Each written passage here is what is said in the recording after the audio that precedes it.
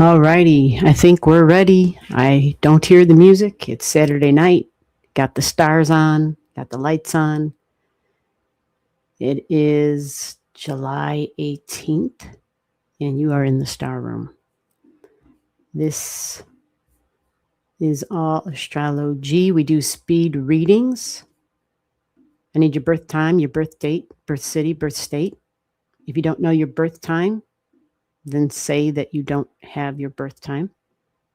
That's fine. We'll create a special chart for those who don't have a birth time. Everybody gets a speed reading. Unless you want a longer reading, you can send a gift to the channel. And for people who have that ability to do that, then you gift the channel, I gift you back with time. You can also send your digits via email. The email address is at the bottom of the screen. Pay attention to the spelling, folks. It's a lot of letters there. And first up is teamwork. Let me get teamwork's chart so we can get on the roll. Oh, and before I forget, for any of the astrology students, we do an astrology. Every Saturday night we do something, right? Every Saturday. So last Saturday was our astrology class. That is private. And so for those of you who were present, you just got the recording of the class. I didn't get a chance to send an email out to everybody, so I'm just going to make that announcement here. And so you received your channel, your link to the private library to watch the class again as many times as you like. And I think that's it. So we're going to do this reading. We do this usually every week, Monday through Friday. Not every day of the week. Sometimes it's 2 days out of the 5-day week, right? Just depends. You got to put your alert on because it just depends when I have the availability, and then I jump on. That way you're alerted when the channel is in live stream mode. All right. So let's kick off our Saturday night. Wasn't there an old school song about Saturday night? Probably a couple of them. I ain't talking Saturday Night Fever. This would have been before that. Or maybe it was just Saturday, right? And they spelled the words out. They spelled the word out in the song. Remember that? Who remembers that? What is that? What was that? Anyway, let's start off with teamwork. Teamwork got here right up top, bright and early. Very good. Teamwork said, I've got a question. Let's find teamwork's question. Who else do I got here? Christy's here. What's going on, Christy? We got PDX. PDX, I got your email. Good job. You are in the system. That's right. If you want a reading, yeah, you got to show up in the chat. But I got to have your digits. If I don't have your digits, I'm just going to go to the next name. I don't have time to, to explain every 5 minutes or whatever it is, right? Just kind of like it's an astrology reading. You need all your birth digits, and then I create your chart. Okay. If you don't know your birth time, just tell me and I'll create a special chart for you. So this is speed readings. So let me find out where is teamwork's question. Teamwork, looking forward to your question. Yeah, teamwork must be having a problem with the internet. I'm assuming people are having internet issues because teamwork said she had a question. I don't see it here. Does anybody see teamwork's question? Teamwork, did you send an email? Maybe that would be better. I don't think so, but I'm going to move along. Kathy Ryan. Okay, Kathy, I'm looking at the email. Thank you for the channel gift. Very good. Let's see what we got here. Yeah, sometimes that line looks long, but if people don't have their stuff together, I just go to the next name, right? They can just get back into the line again. I just rotate back around again. If people leave, go to the bathroom, whatever. So, all right. So teamwork must be, all right. Teamwork must be having tech difficulties. So we're going to have to move on, teamwork. Hi, how are you? I'm good. Do you have your digits? That's what I do here. You got digits? Leave them down there below for me. Who's the next in line? It's going, hey, Watkinson Cat House. How are you? I went to PDX. Jesse Hood. Hey, Jesse from South Australia. How the hell are you doing? Teamwork's having technical difficulties. So we're going to go.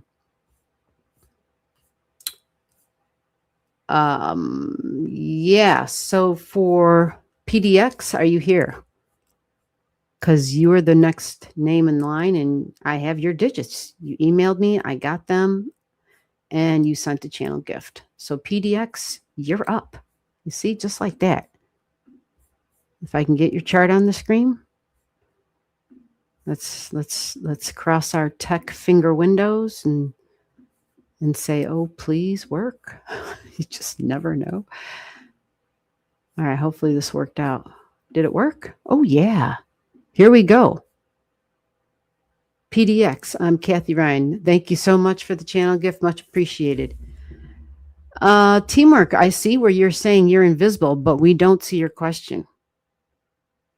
Yeah.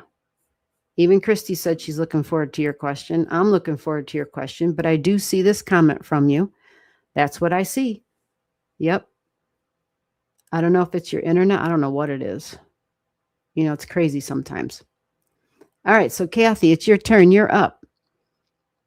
And did you have one or two words, something you wanted me to focus on, or I'm going to, you know, it's just going to pour right out. Whatever pops in is what's going to come out. It's just the way it works, especially since I haven't seen your chart before. Have you seen your chart before? This is showing a Leo ascendant, 7 degrees. It's important to know that I'm looking at the accurate chart. You're a Scorpio sun, of course, but this says you're a Scorpio moon. Okay. New moon time for the birth. Mercury and Scorpio as well. Do you know if this is your chart? Uranus and Pluto in Virgo conjunct at 17. Holy moly. That's some big boss energy there. That's pretty wild. So Kathy, PDX or PDX. Have you seen your chart before?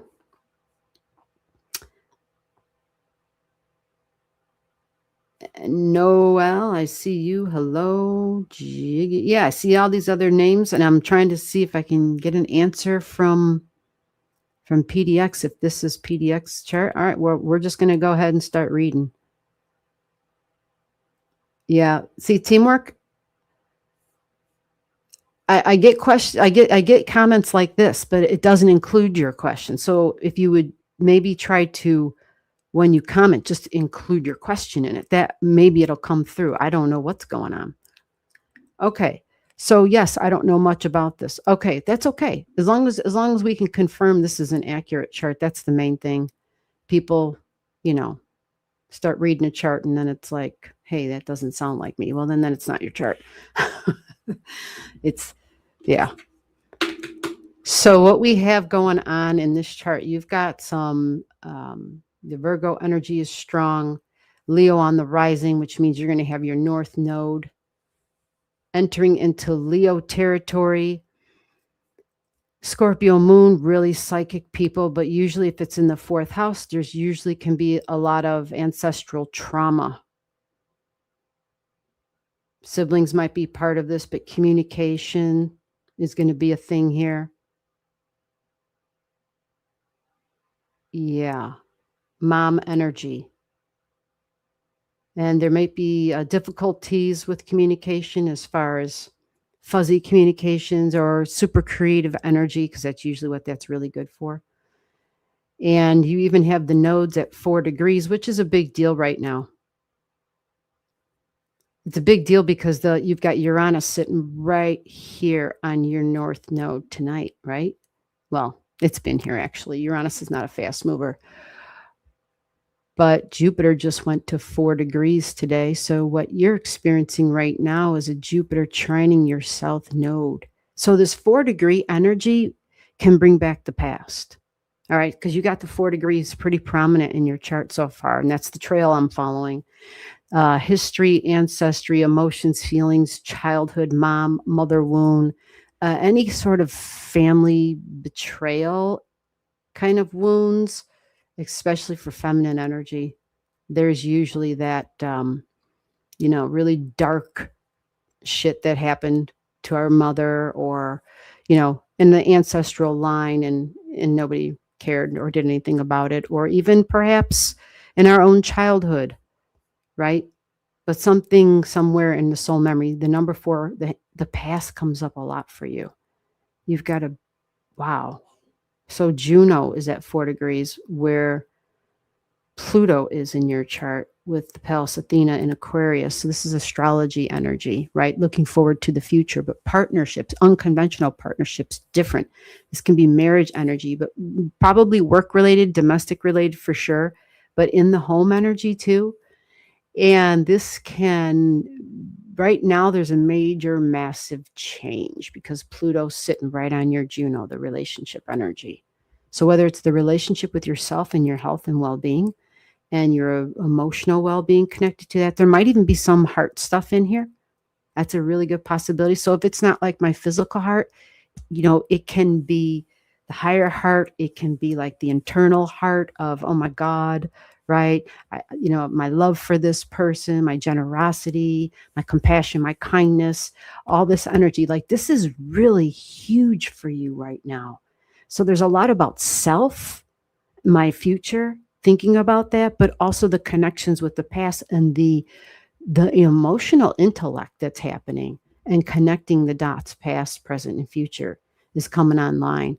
Usually the Scorpio moon folks are incredibly psychic, know way more than they probably need to know, and sometimes end up sharing more than they should share. Not always, but with a Mercury here and it connected to Neptune, there might be times when you have shared things. And because Neptune is there, your intentions could very well be higher intentions as opposed to somebody else's intentions. Somebody else may take that information and run with it. And, maybe, who knows, whether it's a betrayal, whether it's to hurt somebody else, whether it's to, people are weird. Just in general, as humans, we're weird. We do weird shit. It's just the reality of our lives. So when it comes to information, stuff about the past, maybe things people weren't aware of, and so there's trauma and deep vulnerabilities, but land and property, because it's in the 4th house, is here. This is usually the placement of inheritances with the Scorpio stuff, right? Inheriting, right? The family's whatever the hell, the estate or whatever you got. So the connection coming through with feminine energy and in the communication, possibly contract stuff, but the talking and the sharing of information, you have to be really cautious. You have to be cautious, especially if you're dealing, whether it's coworkers or siblings or cousins or neighbors, whatever it is, anybody who's considered a peer, you'd have to just, kind of rethink things multiple times before sharing. With the Scorpio stuff, it's going to know more than it really needs to know. And maybe there are times when it has to really create a higher level of discernment in what it shares, because not everything we know is meant to be shared. That's just the reality. So what that means then is the Saggy energy is really one who's going to want to share. And you even have Mars and Venus together. So when these two are together, this is all about learning and teaching and preaching. It's adventure and excitement and fun energy, maybe even a little bit on the entertainment side. And again, your node is here. So higher education, fairness, justice, equality, the feeling like I know the truth, I'm seeking for the truth, I'm searching for the truth, going on that grand adventure. Impulsive energy may be connected with, putting the information out there, because the Sagittarius energy loves to say, but I have the truth.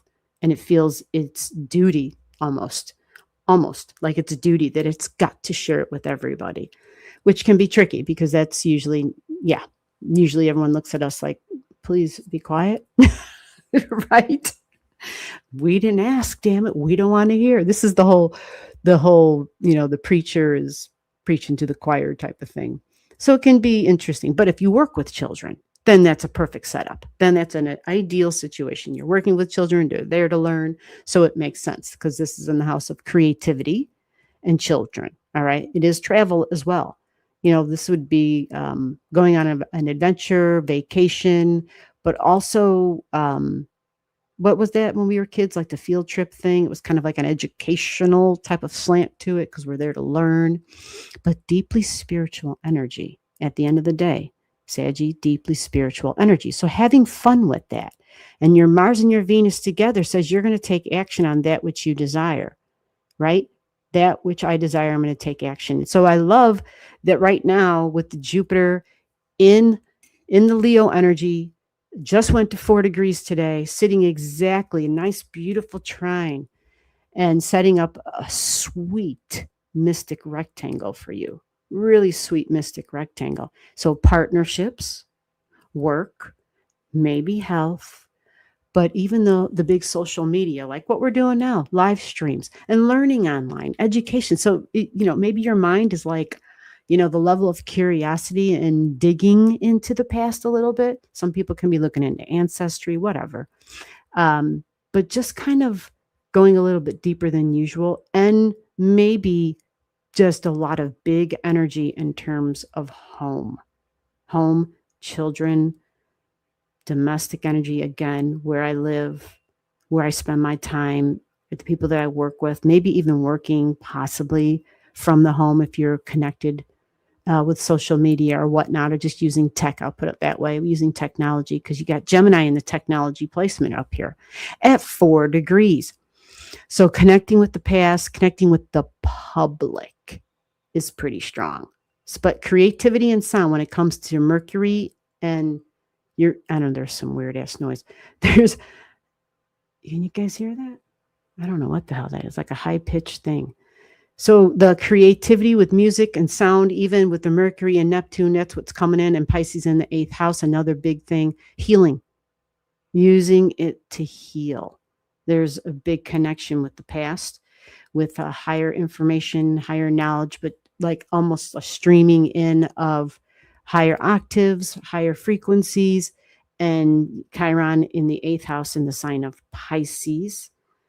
It's connected to health, literally, with the Chiron, and by degree, it's connected to health. So there's a lot of interesting connections that you have here in terms of working with some of the higher energies, and then unconventional work. It stands out, but it's supposed to be deeply transformational work, like something that you can do on a level where people truly would find healing. And again, creativity comes up for you. So I love this, and it's in the house of income and money. The physical body comes up 13 degrees. And then you even have Jupiter, a retrograding Jupiter in your natal chart at 1 degrees. And so again, this is unconventional family, unconventional friends. My physical body's part of this, but it's kind of got a leadership vibration. So whether it's through spiritual work, whether it's in your creative work, it is it's kind of this, you're connecting to a higher realm energy. So whether you're doing that currently or whether you're hoping to eventually, but you have a huge water trine at the 1 degree. So I'm thinking this works for you all the time in terms of creativity. I'm thinking that it just comes up and it would flow. It would flow pretty good. Just remember then in the house of creativity, where you have your Saggy energy in the 5th house, the creation and the children energy. This is supposed to be where we open people's minds up, right? This is Sagittarius. It's really expansive. It's expansive. It's off the planet. It's not necessarily mind altering, but it could be, right? Because there can be some substance stuff that comes into place sometimes, because Jupiter is strong. Jupiter would be the rulership here. And at that 11th house connection, it comes out pretty strongly. And it means friends. It means friends, and it means group energy. So you have to look forward to, or you have a lot to look forward to in terms of coming into contact with people who might be beneficial in some way, whether it's to advance the technological side of work or just in group networking energy and communication. So that's what you have here with the Jupiter in your 11th house, considered the angelic realm. But if we don't believe in that sort of thing, or whatever your belief is, even though you have some spiritual stuff here, it's just friends in high places, friends who can, a little help from your friends type of thing. Okay. So I am hoping that this makes sense for you. And I don't know specifically what you wanted me to pinpoint and to focus on, but for right now, I think we're good with that. You let me know. You're welcome to come back. I've got you saved into the system, and we're going to move on. All right, so we're going in order. And let me see where my order is. I said teamwork. Did teamwork come back? Did teamwork leave? I don't see teamwork's comments in here. Okay. So teamwork must be it must be a tech nightmare in her chart right now. That's usually how that goes. Thank you. That was wonderful overview. Yeah, PDX, you are welcome. Thank you again for the channel gift. Anybody who leaves the channel gift, I spend more time on your chart. Otherwise, we're just going to keep on going to give everybody some speed readings here.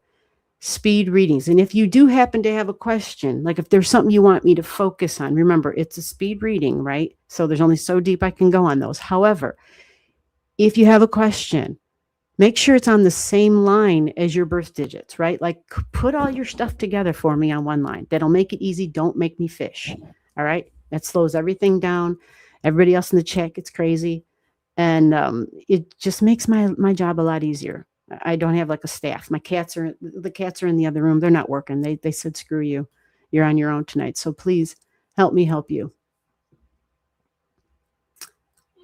All right. So we have, I'm looking for a cat. Hey, Watkinson's Cat House. I think you're next. I see Jesse from South Australia, but I don't have Jesse's digits, and Jesse didn't put the digits there. So Watkinson, if you're here, you're the name that's up next. Did Watkinson make another comment anywhere? Is Watkinson Cat House here? Yeah, Watkins said, can I ask a question today? You have my chart. Yep, you're up. What's your question? So when you guys do that, when you say, can I ask a question? You have my chart. Just include your question on that same line. It'll make it easier. I've had a lot of change recently. Am I reading in the right direction? Or I'm sorry, am I headed in the right direction? Okay, good. I've had a lot of change recently. Am I headed in the right direction? All right, let's get your chart up. I do have your chart, and let's find out, where did I put it? Here it is. Let's go to W. All right, Watkinson, we got you up here. You want to know if you're headed in the right direction. Well, it's a tricky time, isn't it? I mean, there's opportunities, there's changes, and it's like, so what am I supposed to do? Yeah, it's a tricky scenario. I get it. Okay, so I'm not sure what direction you're headed in yourself right now. If I go ahead and pull up, let me do this. Let me go to this other chart for you. How about we try that for you? That might help us with your, yeah, that might help. Okay, so let me take just a real quick, this is a moon in okay, wow, all right, well, interesting energy here. Okay, so this shows in the second house of income, money, values, and desires, Venus and Mars together. So taking quick, sudden pivots, like lightning bolt changes, right? So you do have this in the house of values, relationships, meaning my love, your love. Hey, that's my love. But money and finances as well. And values just in general, but the moon's even here. So home and family and significant one-on-one relationships. And we see You have a node in this chart in Taurus at 1, and this is where Chiron is sitting right now. Okay, so values and home is part of it. Okay. So what that means is that you are supposed to be doing something new. That was the whole point of the Chiron getting to 0 degrees. And your node's right there at 1, and it's your north node, which means the north node has been activated, and it challenges you. Well, it challenges all of us. Our north nodes challenge us to get out of our comfort zone. You follow? So if the path that you're on is getting you out of your comfort zone, chances are it's in the right direction, unless you're doing something that's not good for you or for your own well-being or somebody else's well-being, then that's different. But this path of Taurus in the home, our money and our values, sometimes this means, Taurus is earthy energy, as far as valuing my home, valuing my family, valuing self, independent energy, taking charge, maybe something like in a leadership type of way. Okay. The Taurus energy is about the creature comforts. So it's all about, it should look like this, it should be like that. Food, clothing, like anything you can think of, smell, taste, touch. The 5 senses and way the hell beyond is Taurus. So developing those other senses that we all have developed, it's just discerning and understanding, okay, what the hell we're working with, right? We all have this. This is just Taurus energy for everybody, but it's in the home you're doing it. Creating Taurus energy, big time. These people can have great vocals, by the way. So if we're using our voice in some way out of the home, but starting something new, 1 degrees. And the Chiron, this was the promise of Chiron at zeros. It said, and this isn't just Chiron by itself, there's other objects, but it said new skills were going to come online. You were going to discover new opportunities. And when that happens, you are to definitely try them out. Give them a whirl, because this is where your north node in Taurus in this chart, okay, where this is telling you this is part of your soul's future. And your soul wants you to build stability, which includes patience, a deep sense of self-worth. This is a big one, self-worth for everybody. Learning how I am of value in new ways, understanding and discovering what those new values are. So this lifetime is about a slowdown and a peace, a calmness, a steadiness, but also being drawn into drama or relying on others for emotional or material security. You're leaving that in the past. You follow? This is more about creating your own emotional and material security in this lifetime. So you're learning the value of persistence and consistency. Simplicity, that's a big word with Taurus. Simplicity in learning, but simplicity in routine, simplicity in just having a steady effort with something and not giving up on it, right? And the connection to the natural world, to nature, even to the earth, to the planet, but discovering the importance of beauty and realizing that those things aren't necessarily a distraction, but they should be included in your everyday world. But creating financial independence and material stability is probably highlighted with a Chiron in Taurus on your north node. Okay. So I'm not sure what direction you're in. Hopefully that made sense for you. Just remember, because the Chiron's on your north node, this is you satisfying your soul's goal, which means creating stability for myself in my home, but also my emotions, because it's in your 4th house. Okay. In this other chart. And that other chart was the one where all the material change would have been happening. You follow? So according to that chart, doing something new, embracing something, starting something, but sticking with it and proving to yourself the self-worth, because you're not going to betray yourself. You're going to be there for yourself. And we're all learning this right now, okay? But for people who have stuff at that 0 degrees or near it, they're learning it and they're experiencing it now. We will all have our turn. Okay, next. Watkinson's done. And Christy said, I'm passing. Very good. Thank you, Christy. How the hell are you doing? Christy's probably creating. Yep, Christy's the sun, and yeah. Woohoo. All right. So the next name on the, let's see who's in the queue. All right. I got a name with some digits. Wayne, New Jersey. Are you here? It says Jeggip 1700. JEGGYP. November 29th, 1999, 5:28 a.m. Are you here? You're up. Doing a roll call. If you're not here, we're going to the next name. I got to see you showing up in the chat. You're welcome, Watkins. Yep. Yeah, family and home. That's fourth house, Watkinson. Yep. Family, home, mom. Okay, so Jay, you're on the screen. Yeah, JEGGYP 1700. It is your turn. I'm going to give you a couple more seconds here to respond in the chat. Sometimes, you know, the chats go slow and it's delayed. I get that. And all right, Jay Castro, I got your digits in the email. I see that. Remember, folks, these are speed readings. Unless you want to gift the channel, then I can spend more time. We're going to do speed readings, okay? That way we try to get everybody.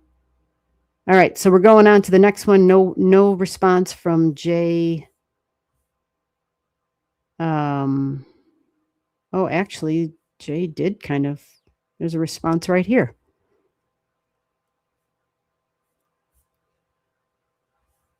Jay Jag, are you still here? Are you still here? I don't know if this was a response. I think this was before I asked. You want to know when will I get a new job? Wayne, New Jersey. All right, I need you to jump in on the chat to say you're here. Otherwise, I'm going to pass this name up because you got to respond. I want to read for people who are present, not for people who just leave their shit and then go somewhere else and say, well, I'll just watch it on the replay. No, ain't doing it. Not reading it if you're not here. It's not fair to those who are sitting waiting. Okay, so we're going to scroll on past, and then if you do come back, well, then, yeah, you just get at the end of the line. So here we go.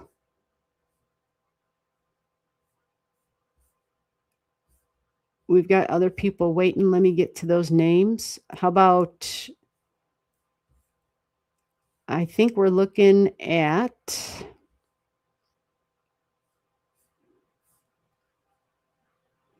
all right, we need people with digits. Noel? Noel, are you here? I said Noel, is that right? Yeah, Noel DeMarco, July 16th, 1975, 1 a.m. Do you have a birth location?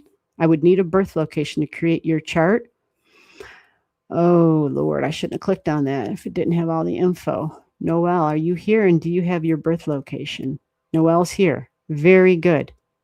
Okay, Noel, good job. I see what you did. You snuck it in there. Good job.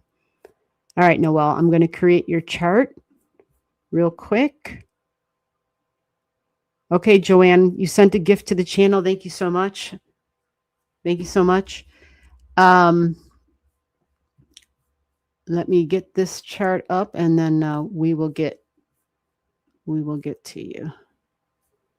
So these digits, we got to create this new chart here. That's July 16th, 1975.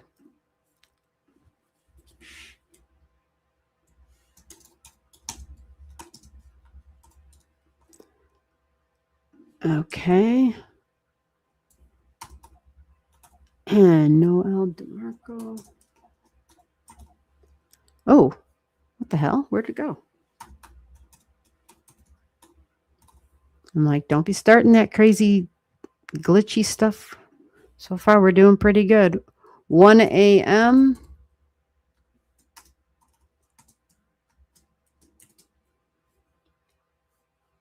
And we have New Iberia, Louisiana. Okay. I don't think I've ever created a chart for New Iberia, Louisiana before. I love that. I love seeing charts from new places. I mean, new for me.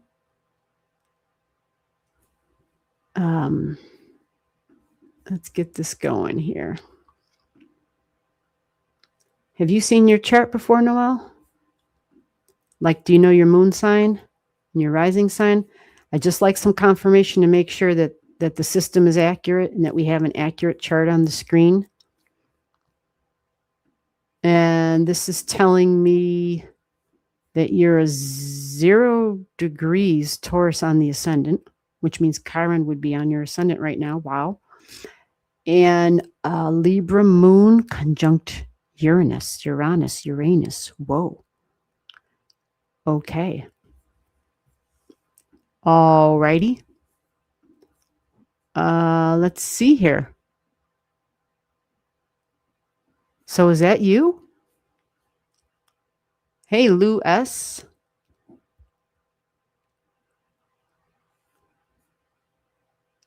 Yeah, the list is still open. I'm looking at the chat. Get all your information on the same line, and that will help. The scales. Okay. Noelle's confirming this is their chart. Great. Okay, so come on in. Get your digits into the chat. We're flying through these. These are speed readings, unless every now and then somebody gives a channel gift and I spend more time on their chart. And yeah. So Joanna, make sure I know who you are in the chat. I see your email, but I don't know what name to pair it up with, just so when it's your turn that I can get to you, that I make sure that we get to you and that, yeah, that I know who you are in the chat so that I can confirm, so that you can confirm that you're here when it's time. So Milky Shakes, yeah, you're in the queue, but you're not in the queue if you didn't include your birth time, birth date, birth digits, and all that, you know. You got to have all your stuff. Yeah. That's how you get in the queue. Okay, so Noelle, let's just start. I'm sitting here reading the chat. Now my eyes are on the chart, so I'm not in the chat. Remember, once I start reading the chart, I only go back to the chat when I'm done with the reading. That's just how that works. So you have to have the information to me before I begin. So we are working with Chiron sitting on your Taurus ascendant. This absolutely has to do with self-worth. My appearance, my physical body, maybe my head, my face, because first house is all that Aries energy. You even have, because Taurus is values and money and finances, right? But you have the goddess of abundance and prosperity right there as well in this chart. So this can be abundance as in material, as in wealth, as in physical abundance, as in abundant energy. This energy, yeah, it can be considered a green thumb energy even to help things grow and blossom. So with a Chiron on the ascendant, Chiron speaks of a wound. And so normally if it happens there, you know, maybe you're reminded of a wound, maybe an old wound from the past kind of comes back and flares up. Again, at the 1 degrees, because abundance is there, this can be beneficial energy, but a lot of this energy can be like an internal wound over self-worth. You follow? So it goes way back. The ascendant is literally where we were born. So that's the moment of when we're popping out of mom type of energy. And so a lot of it then gets tied into the act of childbirth itself and the events of that, right? Mom's frame of mind, what mom was going through during that event. In your chart, you don't have anything over there. I'm just trying to see if this is something that was, you do have a square to that, but I think you're probably going to be okay.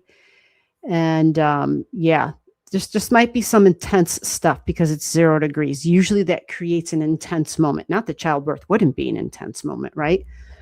But at 0, it's an extra layer of intensity that's added to that. So there could be multiple reasons why that would have been, but the infant would have, on some level, absorbed that sort of energy. Now, you do have Mars in your first house. So Mars in the first house, this is a home for Mars. Mars loves this. Mars loves it, but Mars doesn't like Taurus energy, or Taurus doesn't like Mars. Taurus is more reserved, a little bit more balanced in the way of being calm and patient. Mars is not those things. It's impulsive. So with yourself, though, this is going to probably give you some energy because it's in the first house. And you might notice, let me see if you have something angling this. Oh, you have karma exactly angling your Mars. Wow. Okay. Ooh, well, this can go two ways. This can be, it amps up your energy, or it can be a stress and tension from an authority figure. There might even be some stuff that's connected, like there might be duty and responsibility, might be heavy energy, can be mom and dad energy, can be that mixture.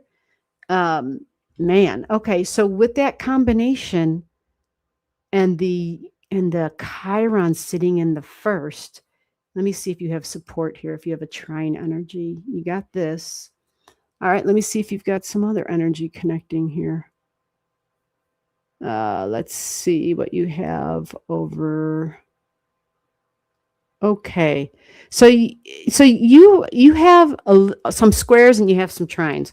This kind of creates a balance. However, there's a big focus for you you have 29 and 28 degrees pretty strongly in your chart, especially with your moon energy, and really extreme, different, unique, super unconventional home, mom, family, and relationships, personal, professional, right? It goes both ways. Your day-to-day routines may be affecting your health. This can be adrenals, sugar issues, because this is in the house of health too. Okay. And things that would be kind of like shocking, surprising, that maybe kind of hit out of the blue, right? Maybe sudden things happen in terms of health and well-being, or even, like I said, within the home and with work, but partnerships. But again, the home and the family comes up again. You have it in a lot of, there's home and family, and there's extreme energy. So this tells me there's an immense amount of the past, the soul history, the soul memory that's kind of oozing out of the chart here. You have a Mercury in Cancer, which also talks about the past sensitivities in terms of communication, but not all the time, but there might be, there can even be, Mercury is kind of challenged when it's in Cancer. So it can move slower at times. My mind isn't moving as quick as I want to, might seem a little sluggish, a little sensitive, empathic energy, relationships. Yeah, really interesting chart. Aries in the 12th, so it's hidden ego tendencies with Aries in the 12th. And you're going to have Jupiter trining Jupiter. You follow? So for the next 12 months, it's not kicking in just yet because Jupiter isn't this far in degrees, but it is connecting with your Pallas Athena, which makes your Aries energy in the 12th a strategist, a behind-the-scenes strategist. You got to like that, right? And it's connected to health, day-to-day routines. It has like a Virgo energy to it, so it sees the details. It can analyze the details. This can really help the Mercury energy down here in terms of the mind, having this strategist up here in fast Aries energy. Aries energy takes a long time to grow up. But man, the wounds are strong here with Chiron. This is like people who were soldiers in the past, people who, it's, wow, the oppositions that you have here in wounds and in shocks and surprises and authority figure, trauma with home and family, but very unconventional energy. This seems to be kind of a theme tonight, huh? Strong. You have a beautiful grand fire trine with this energy too, and with these wounds. So there's a part of Aries spontaneity and spunk and feistiness and huge optimism that can make a lot of that trauma stuff that I just talked about, because it's like all connecting in fire, and fire all the way around is optimistic and it's active, it's alive. It's not going to sit in its own stuff. So this is an immense help, an immense benefit for a chart where there's a lot of signature points about the past. And that would mean a lot of soul stuff, a lot of soul memory. So that means we're living in this particular reality, timeline, whatever you want to call it. But we have all these filters that are from the past that we are operating through. And so we're kind of, it's difficult to navigate when there's an impression from the past so strong left upon us. So yeah, you are probably aware of that. You got, yeah, Scorpio 29-degree north node. Healing in relationships is the focus for you. Healing and severing the traumas and the bond, severing the bonded energy, relationships. Yeah. Ultimately shedding those and healing. Okay, we're moving on. So let me go backwards and see. Okay, so yeah. Let me get to the chat and see what order we're going in. I wanted to make sure that I get the people who are sending gifts to the channel. I just want to make sure that y'all got it, make sure that you're in the fold here. But I'm not able to connect the names with some of these gifts I'm getting. You follow? Like Jay Castro, I'm not sure who you were in the chat, so hopefully, yeah, you'll let me know. And then I have J Rudy, Ruddy. Let me know who you are in the chat. Thank you so much for sending the channel gift. All right, so we're moving on. The next name up that has birth digits, that's how we're going to have to do this. Milky Shake, you're next. Look at that. And Milky Shake said, my question is, why do people become obsessive towards me? Okay. Very strange chart, in my opinion. Okay, well, let's take a look. Let's take a look at your chart. Thank you for having your information easy for me to read in front and center. And let's get this chart drawn up. Okay. Milky Shakes. Not Milky Shake, Milky Shakes. Got it. So you are a September 7th, 1994.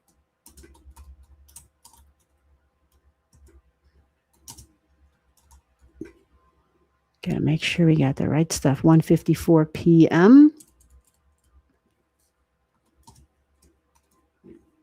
And Brooklyn.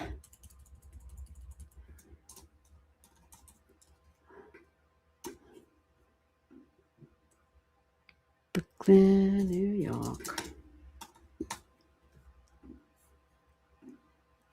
Oh Lord, why are they giving me all these options? I hate when this software does this. Every blue moon, it'll start giving me all the counties. And it's like, you never do this for all the other places. They're giving me, holy crap. Holy crap. Okay. This is a big list. So I'm going to read these and you tell me if there's okay, so here we go. Delaware, Brooklyn, Kings, Brooklyn.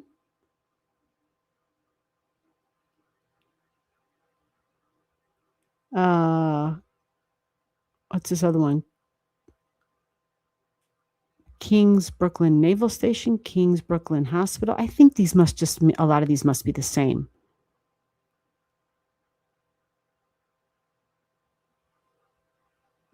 Cataruga, Brooklyn. What the hell? It's giving me all these counties, I guess. Do you identify with any one of these counties? I don't know if the coordinates are going to be the same, but they're giving me all these options and they're giving me like, which one is it? And I'm like, oh, Kings County. Thank you. Okay. We'll go with that one then. Yeah. Yeah. Sometimes it's all right. So let's pull that up here. All right. Let me get rid of that name so we can see that whole chart, since that's. Yeah, we're going to clip that there. And this is giving me a Saggy on the rising at 12 degrees. Yeah, there's your answer. You got a Venus at 0 degrees in Scorpio conjunct Juno. There's your answer. I mean, that was fast. You got a moon in Libra at 11 degrees as well. Yep. You have Uranus and Neptune together down here in Capricorn in the house of money and desires, income, finances. You have karma at 29 degrees of an Aquarius. You have Mars at 14 degrees at a Venus degree in Cancer in the 7th house. So it speaks of the past. Seriously, just your basic chart. Jupiter, you have a lot in Scorpio, and you have Pluto in the 12th house. Whoo, Scorpio in the 11th and then the 12th in this chart. So you're asking me questions, but you should probably know this answer, actually. With a chart like this, I'm just saying. And your Pluto is also at 25 degrees, which tells me it is a focus on self, of change and growth and evolving of the self, of your soul.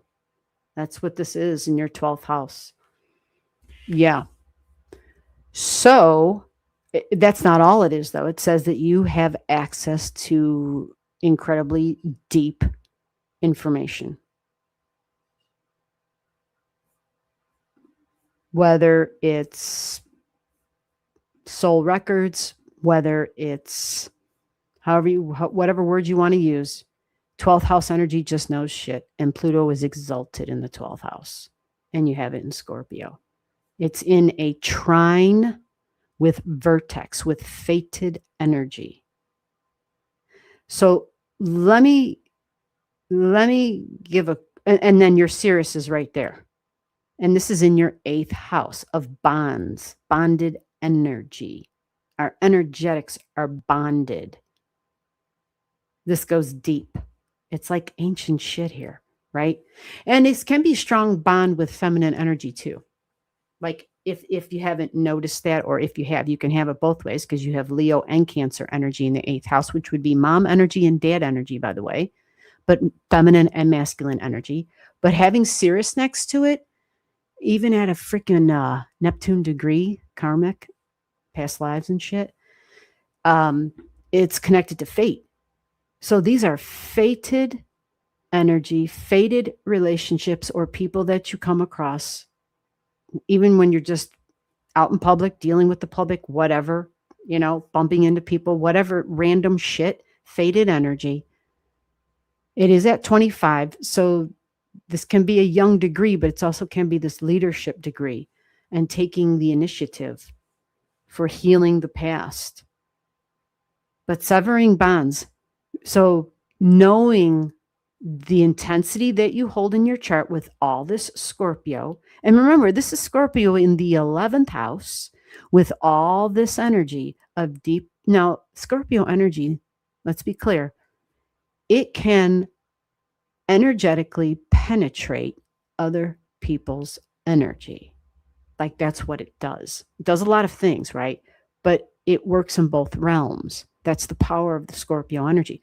So you have to learn how to harness this power in the way where you're completely controlling it. Obviously, we can't do that 100% of the time, but having a really good handle on and understanding it for yourself. Because what happens is when you dip into somebody else's energy, they feel it. And what you're doing is you're creating new bonds.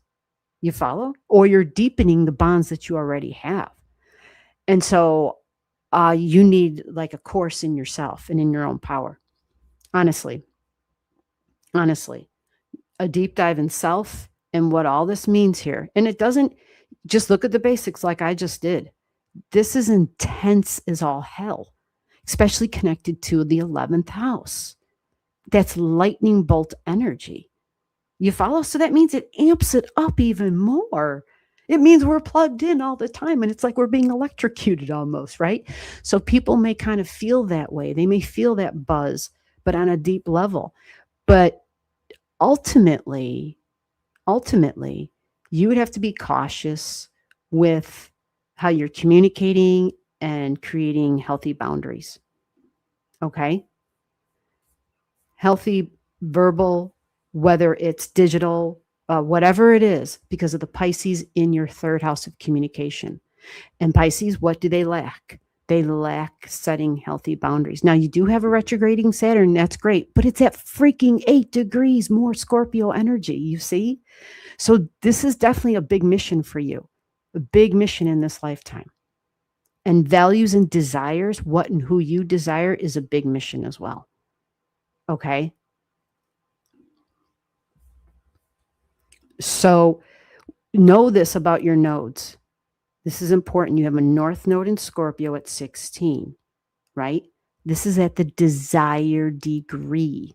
So your friends, the 11th house, your friends, that those people you're deeply bonded with energetically, just make sure that you're aware of how your Scorpio energy leaves and radiates and flows from you, and realize there's some power there that when people connect with it, because of the intensity, they feel like they're making real contact with a real being, as opposed to people who can be surfacey and there's no depth. Scorpio is all about the depth, right? And ultimately, that's what people really want. They want to know they're really connecting with somebody that's real and authentic.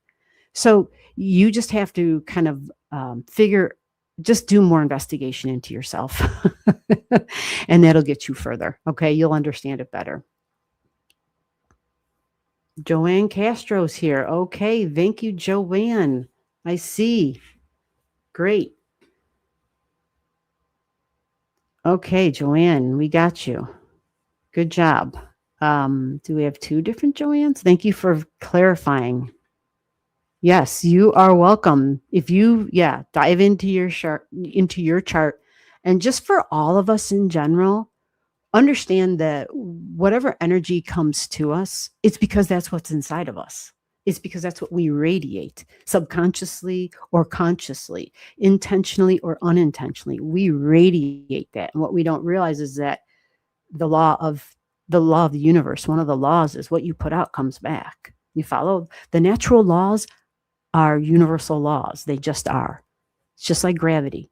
I hold something up and drop it, the shit's going to drop. It's not going to just float, right? There's no breaking that law. That's the way the other laws are as well. Okay, so we're moving along, and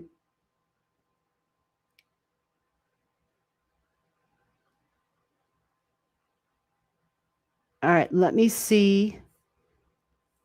Very good, very good. Let's go to the next one. And let's get Joanne Castro. Yes, you are welcome. All right, I didn't realize we had multiple Joannes here. Thank you. I'm so glad you clarified. Let's get your chart drawn up. I don't think you included a question, though. Or did you? Maybe I didn't see your question. I'm sorry. Let me go back. My brain. No, you didn't. You gave me your birth digits, but you didn't. All right, so I have May 26th, right? That's you? Let me create this for you real quick. Make sure we're...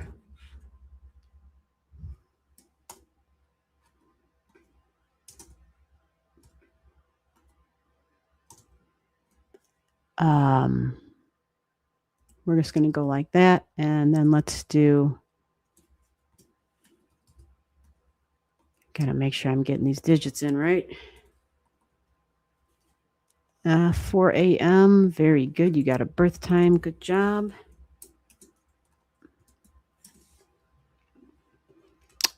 And okay.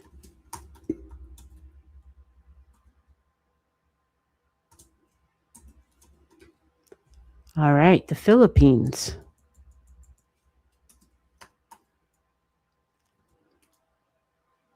I always put 2L. It's 2 P's, right? Yeah. And then it's like, we don't have that location. All right, so Joanne, have you seen your chart before? Let's get this up here real quick. Yeah, so this chart is showing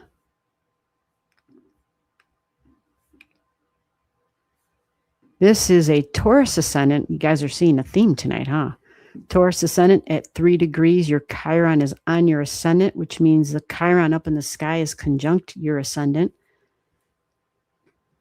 So you're going to have your Chiron return in 2027. Okay. It usually brings up a wound from the past. And it's actually a really good time, though, when a person has a Chiron return. It's just a good thing. Let me look at the rest of your chart before I go any further talking about that. You have your nodes at 23 in relationships. Okay, so you're really good at self. Ooh, you do me really well. That's what this suggests here. And you might not be aware of that, or maybe you are already aware of it. But if you aren't, this chart reads a Venus and a Mars conjunct at 21 in Aries. So I'm really good at starting, initiating. There might be some strong hidden ego tendencies because that's Aries. It can be childlike. If it's not, it takes decades for Aries energy to grow up. So, yeah, don't ever, that's what I love about the astrology. You can't take it personally. It's just how you were born. It's just what is. So 21 degrees Venus and Mars, they're going to be really impulsive with things that I desire. I'm going to take action. I'm not just going to stand still. Leadership roles might be a thing here, but you also have the South Node in Aries, which says, I've gotten my master's degree on self. I know how to do me really exceptionally well. Unique energy, different energy. Matter of fact, in one of Michael Jackson's charts, he's got this at 23 degrees. So the authenticity, the uniqueness stands out. It's really strong. The authority of my own life, very strong, incredibly strong, independent energy. Now, that was the past. This is the past because this is your South Node. Now, what that means is, in this time around, you're here to learn how to do the we energy really well, meaning partnerships and compromise. You and me, we. That's what your soul wants you to focus on in this lifetime. It doesn't mean you have to completely forget all of this other stuff, especially the energy with the Aries so strong. Think about some of I'm a huge Michael Jackson fan, so I'm just going to use him as an example again. He was a pioneer and a protector and tried to give inspiration for children who were injured, children who were hospitalized for whatever reason, and gave so much to them. And providing safe spaces for them. Right, even though the press completely killed him with their shit. But the point is that he absolutely was legitimately sincere with what he was doing. And it was off the charts. It was off the charts what he was doing for children. So much so that made everybody in the world look like shit, right? But he was a pioneer in that way. But he was also a pioneer in a lot of other ways too, right? He absolutely was. So he was able to channel that energy into a very creative, just everything. He was a genius. He was a child prodigy. He was a freaking prodigy. So with all that said, doing self and leadership roles, being the authority and creating and finding and separating, making sure you have your own independence is a thing that you're trying to put on the back shelf a little bit. Okay.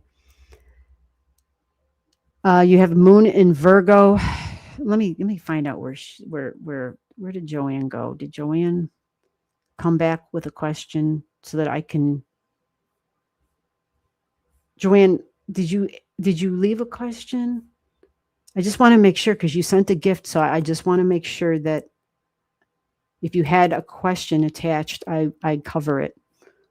And I'm looking in the chat. Let me look on my phone. I got a cat at the door who's like, absolutely rest in peace, MJ. You know, this world, yeah, this world, you know, it's like they say, you get something really good, you don't know what to do with it because it's just too unbelievable. And that's kind of how I feel and how I see what happened to him. Just really shitty. So Joanne, all right, Joanne, I'm looking.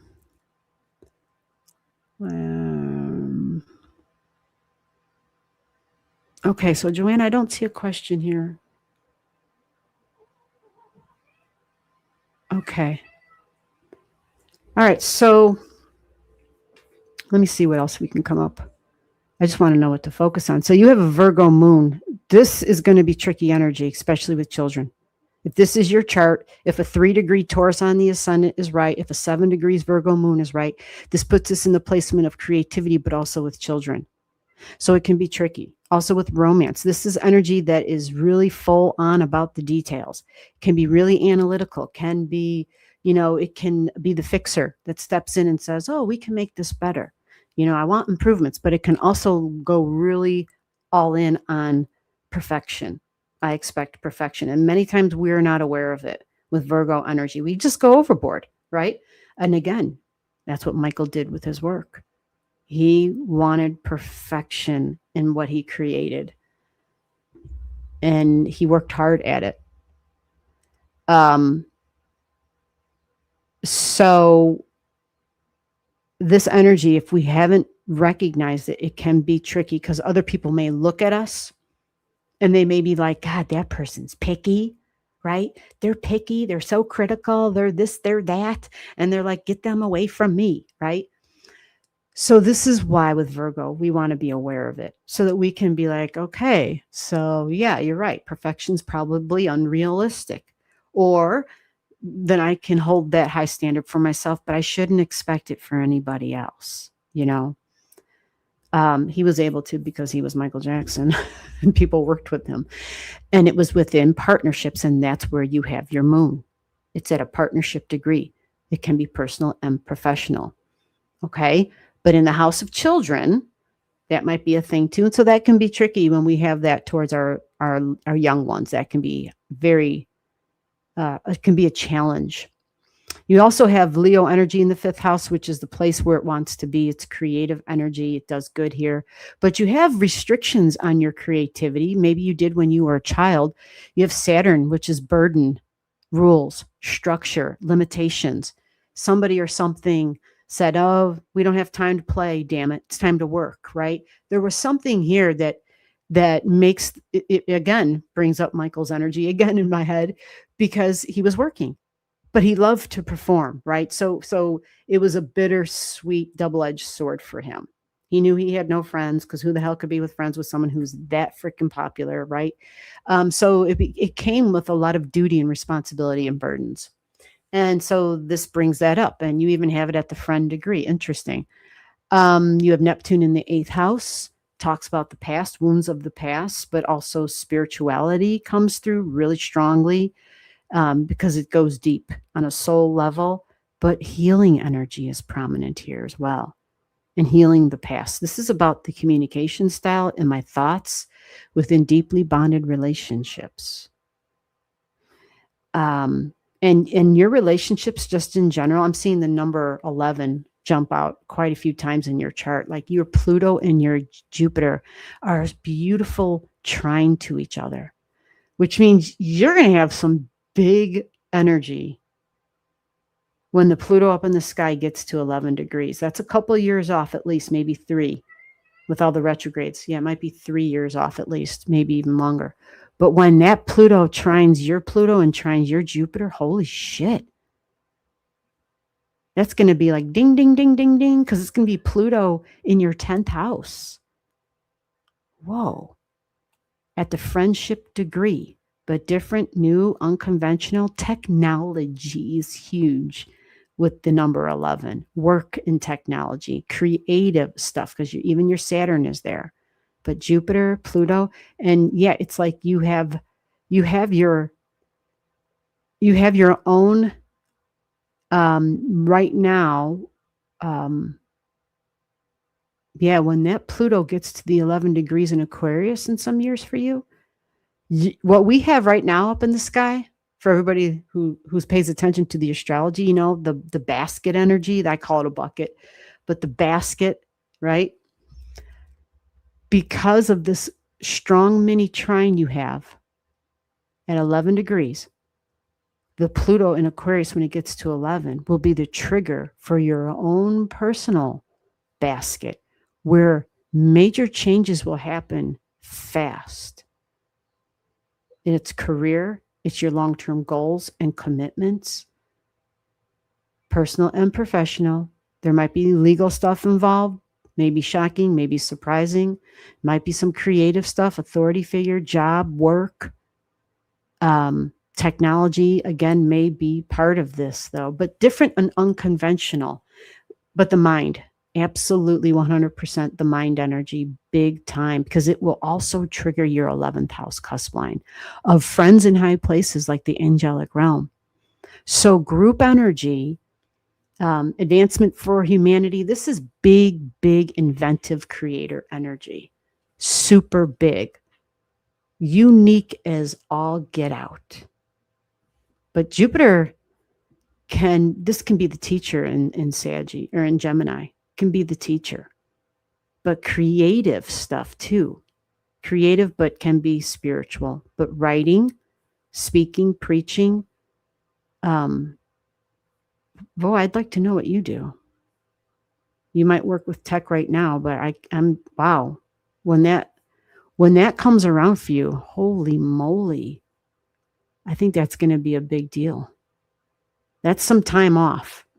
Like I said, that's some years off. Let me just, for the hell of it, jump on it really quick, because this is kind of fascinating in my brain. I'm like, wait a minute. This person's going to have Pluto here. So this is going to get triggered. Looks like 2029, 2030. Yeah. So it's some time away.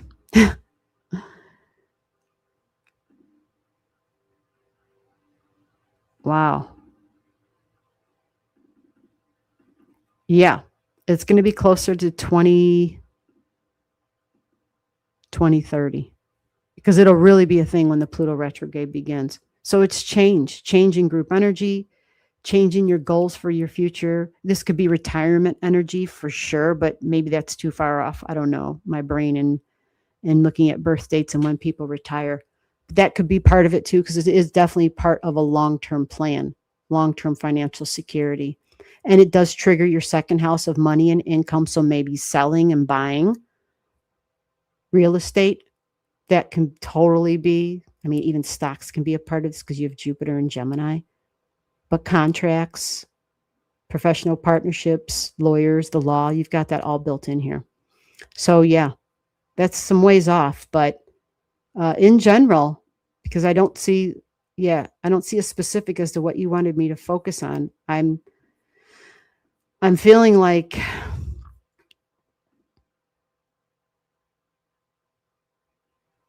that's kind of what jumped out.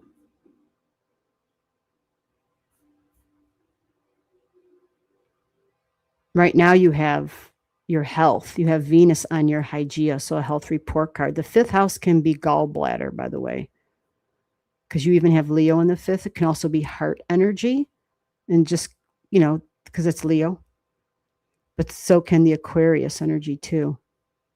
But the 5th house can also be like automobiles.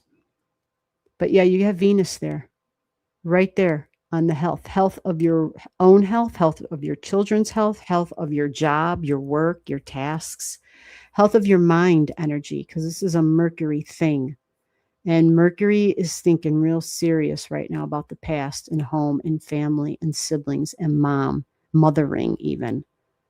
There's mother wounds connected. And many times we don't really get the gist of all that. So with all that said, which was a whole shit ton, your natal Mercury goes to Taurus energy. And so you have Venus trining your Mercury right here. And that takes me to your Chiron, because the Mercury is my mind. And so again, self-worth and the thinking about myself in terms of, is my value based on my checkbook or my balance in my account, right? It's discovering new gifts and how we truly are of value to ourselves. That's the most important thing. It really, truly is. Until we've demonstrated that and proved that to ourselves, that I value myself, I will not betray myself. If I say I'm going to do something, I am going to follow through on it. That's when we prove to ourselves that we're the shit. Because I know I got my back, damn it. I'm not dependent on somebody else. It's okay to ask people for help, but when it comes to it, I know I'm not going to run out on myself. I am good on my word to myself. That is so important. And I don't think we're ever taught that as children. And because values and self-worth is a Taurus thing, and it has to do with the mind for you specifically, that's going to be big. It's going to be huge. The mind and how you communicate and think about self, but siblings comes up. And speaking. And when I say siblings, this can be social media, peers, coworkers, but the number 3 is right here. The thoughts I tell myself about myself, and my values, probably a lot of the values and self-worth based on the appearance, because it's in the first house. So what I would hope for all of us is that we're not basing our value. Sure, maybe we want to make improvements, fine. But the physical material shit wears and dies away. It ages, it withers, it sags, it wrinkles, right? It does all those things unless you got Dolly's money. You follow? So if we base our values on that, we're setting ourselves up, and we can't do that. We absolutely can't do that. And I know it's easy to say. I get it. It's easy to talk about it. It's definitely harder to do it and to make sure that we follow through on it. But that's what a Chiron and Taurus is all about for every freaking one of us. Because Taurus loves shit and people that are desirable. It has to learn. Like, dude, there's way more important shit than just what you see at face value. Taurus has to learn that. Taurus has to learn that. And maybe some of the Taurus energy knows it. And in case it doesn't, well, it's going to learn. So I hope that helps. And I will save. Yep, we got you saved in the system. Come on back again. And, if you had a question, I searched multiple times, went to the email, and I didn't see your question. But yeah, I hope I kind of tried to cover a little bit of everything, trying to hope that I could, maybe answer whatever brought you here. All right, next. Moving on. Let's move on. Let's get this party going. Let's keep it going. We're going next, and it's according to people who show up with their digits there. We did Watkinson. We did, okay, we did, all right, we did that one. Christina Lee Hopkins, hello, need your digits. You hurt me so much. Hello, good morning. You didn't give me a location. You hurt me so much. If you're still here, you didn't give me a location. But you are next, according to what I'm looking at. Yep, you got to have a location or I'm going to keep moving. And I see what you're saying. I'm reading your comments. And I'm not seeing a birth location. The last time I was here, I did not get my reading. You have to have a location. You're not accommodated. You have to have a birth location. And out of all these comments, I don't see your birth location. Okay, so Birth time, birth date, birth city, birth state. You have to have all your digits in there, or I go to the next name. I'm here multiple times during the week, at least on a minimum 2 times. You could always come back when you get the location of your birth in. All right, so we're going to PDX music. That was wonderful. Oh, I think I already said you're welcome. You're welcome. All right, so we have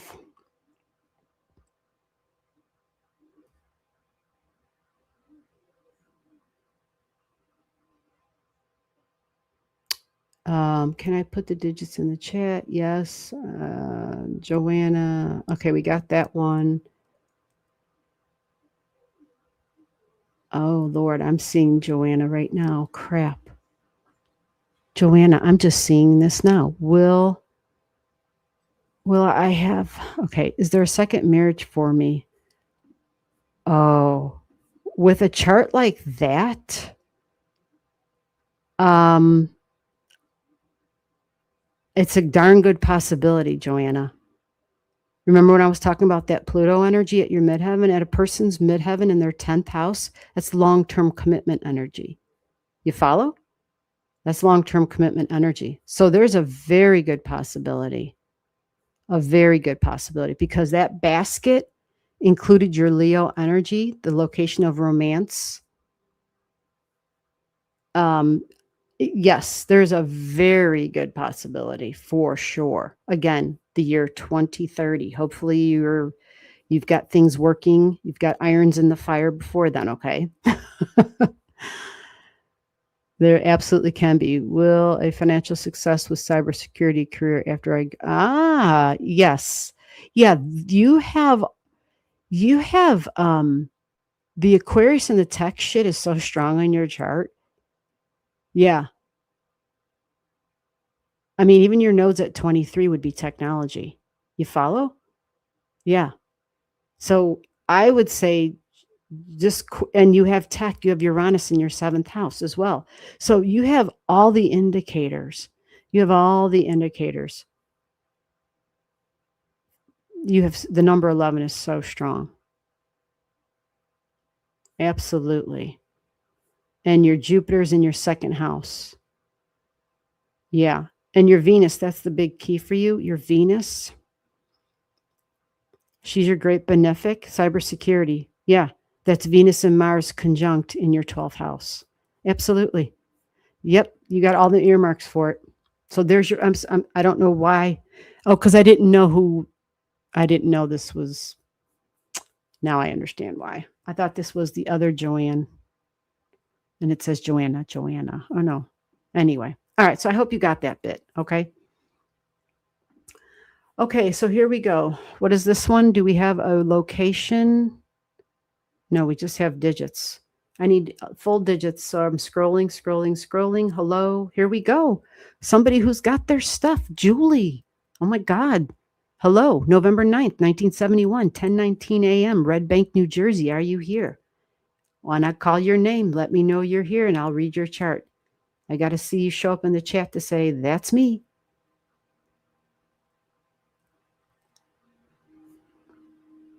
Oh, here's Julie's question. All right.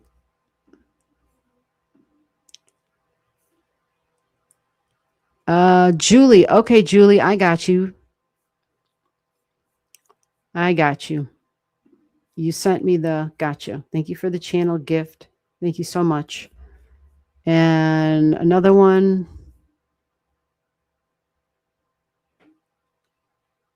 Sinister Days. Thank you. I see Sinister Days. I see you in the email. Thank you for the gift. All right. So we're going through this. Julie said, I'm not sure what to ask. Does Jim have feelings for me or whatever you see? Okay. All right. Let's get Julie's chart drawn up so we can see what we can see is in terms of relationships here.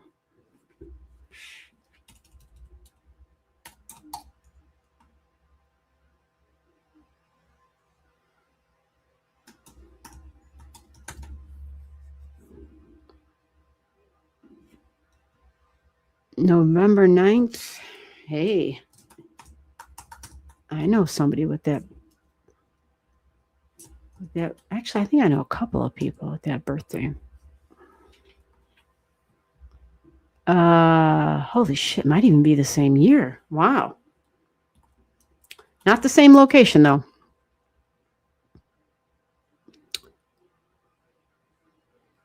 All right, 10:19 a.m. Oop.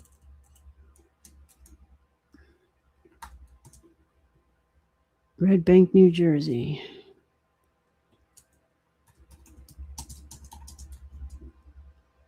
Okay.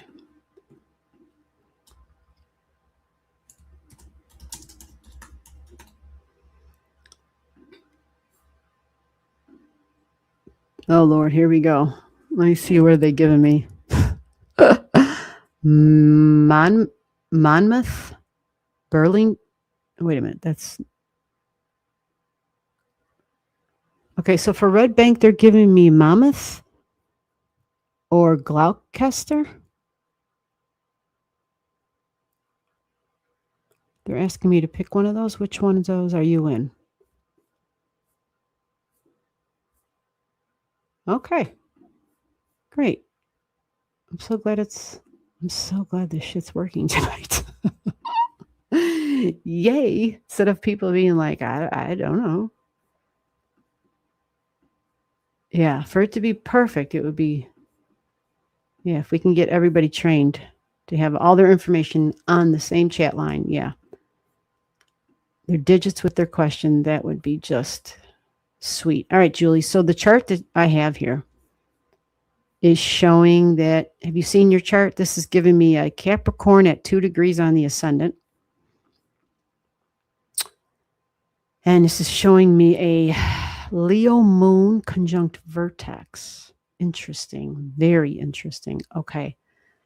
Ooh, big mystic rectangle, big. Yeah, you got Merkaba energy in your chart. So what happens when people have that in their chart is there can be a tendency to being used to having things. Sure, there can be a struggle, but somehow it works out to going your way or in your favor, right? Or, God, that could have been so much worse, right? Because of the way the energy is set up, just in your chart natally. So that can be disappointment energy. Now, that I'm not leading you up for a disappointment, so don't get that wrong, don't get that twisted. It just means that if there's a delay, right, or we have to wait longer than we're used to, we feel like, why is somebody dragging their feet? Why, what's going on? You follow? You have a lot of fire in your chart, okay? And you have, if this is your chart, you have Aries in the 3rd house. So these folks might move way faster than they realize, especially in just wanting to have something done already, or to be leading, to go, to being first. It's got a real sense of urgency, Aries energy does. And in the 3rd house, it's talking, it's communicating, it's, there's a rapport with somebody else. And so if that's not happening, and if it's not happening fast enough, then it's like, okay, so what the hell's happening? Why is whatever, right? In Aries, if it's not mature, remember, this is energy that takes decades to mature, all right? It can be really, really just self-focused. So it just means we have to get out of our own head sometimes, and it can be tricky. And you have a huge freaking water, or huge fire trine. I mean, huge. You have a stellium in Aries, a stellium in Leo, a stellium in Sagittarius. Freaking stellium. And your Sagi's in your 12th house. So, yeah, I see the problem. Not a problem, but as far as understanding what's going on, you might feel like, yeah, I got my pulse, my finger on the pulse, maybe for other people, or even like within society, like you kind of are in tune, and knowing, and you're getting information about the future and thinking, what the hell? How come I don't know about this? Why is this a struggle? Right? It can be that way. Thing is, you have a really strong trine at 10 degrees, and this is long-term commitment energy. You have a beautiful trine. And your 8th house is connected, so there's deep bonds, but also probably a little bit of the past with romantic partnerships. You have vertex and your moon connected to this too. So your emotions, you demand the romantic connection is going to be there, but there's also a commitment on a soul level, on a very deep, intense, energetic level. Now, this energy can be very playful and fun and optimistic, no doubt. But there's a depth to it. There is absolutely some soulful depth. And your emotions with the moon, again, it likes things to be playful and fun and happening. So let me take a look at the love. Okay, it's Taurus in the 4th, fixed energy, so that can be tricky. Taurus is calm and patient usually. But home and family and nurturing are going to be important. Okay. You've got Saturn in a retrograde in Gemini in the 5th house of romance. Okay. Let's check. And 4 degrees is a big thing right now. We got Pluto over here at 4 in Aquarius. We've got Neptune sitting here in Aries at 4. And Uranus is right on your Saturn. Duty, responsibility, restrictions, slowdowns in communication. And it's in the house of romance. It's also in the placement of children too, by the way. So the Uranus represents different and a need for some space and some freedom. But Saturn is about long-term commitments. But Saturn also says, I'm going to make you wait type of energy. So when you have Uranus and the Saturn energy combined and mixed together, this can create, we're breaking away out of like the old idea of what commitment and tradition was. And so this is going to look like I'm creating it. We're in the process of creating what that new thing is going to be. So here's how this works. This is either the end of something, or, and when I say the end of something, like somebody else is saying, I need space, right? I need time. That's a possibility. Or, no, I'm still in this, but you're just discovering what I'm still in this means for them. It might not look identical to what it means for you. And so the both of you have to you're recreating a new structure. You follow? That's what the energy of Uranus and Aquarius energy is. It says the old way is outdated. We're creating a new way. So just remember all the impatient and really fast and speedy and fiery energy that you have. And Uranus is lightning bolt energy as well. So this is right here on your Saturn. And let me, because Jupiter is a thing for you up here. It's at 4. Okay, you don't have anything there. Got it. But you do have, this is where you have it. The Jupiter is trining your Mercury. It's triggering your Mercury, and it's activating you thinking about the future for sure. Big time. And love is part of this because you have your Venus and your Mercury together all the time. Jupiter is your greater benefic, though. You follow? So what I'm going to say is, whatever is happening right now, whatever you're in the midst of, you're going to find out within a month. You'll have clarity, and probably less than a month. You'll get more clarity. So just kind of stay calm. Use your Taurus energy to keep the peace, to not lose your power. But chances are, like the beginning of August, even the first week of August, you're going to have Jupiter connecting with your South Node. So that's going to give you some clarity.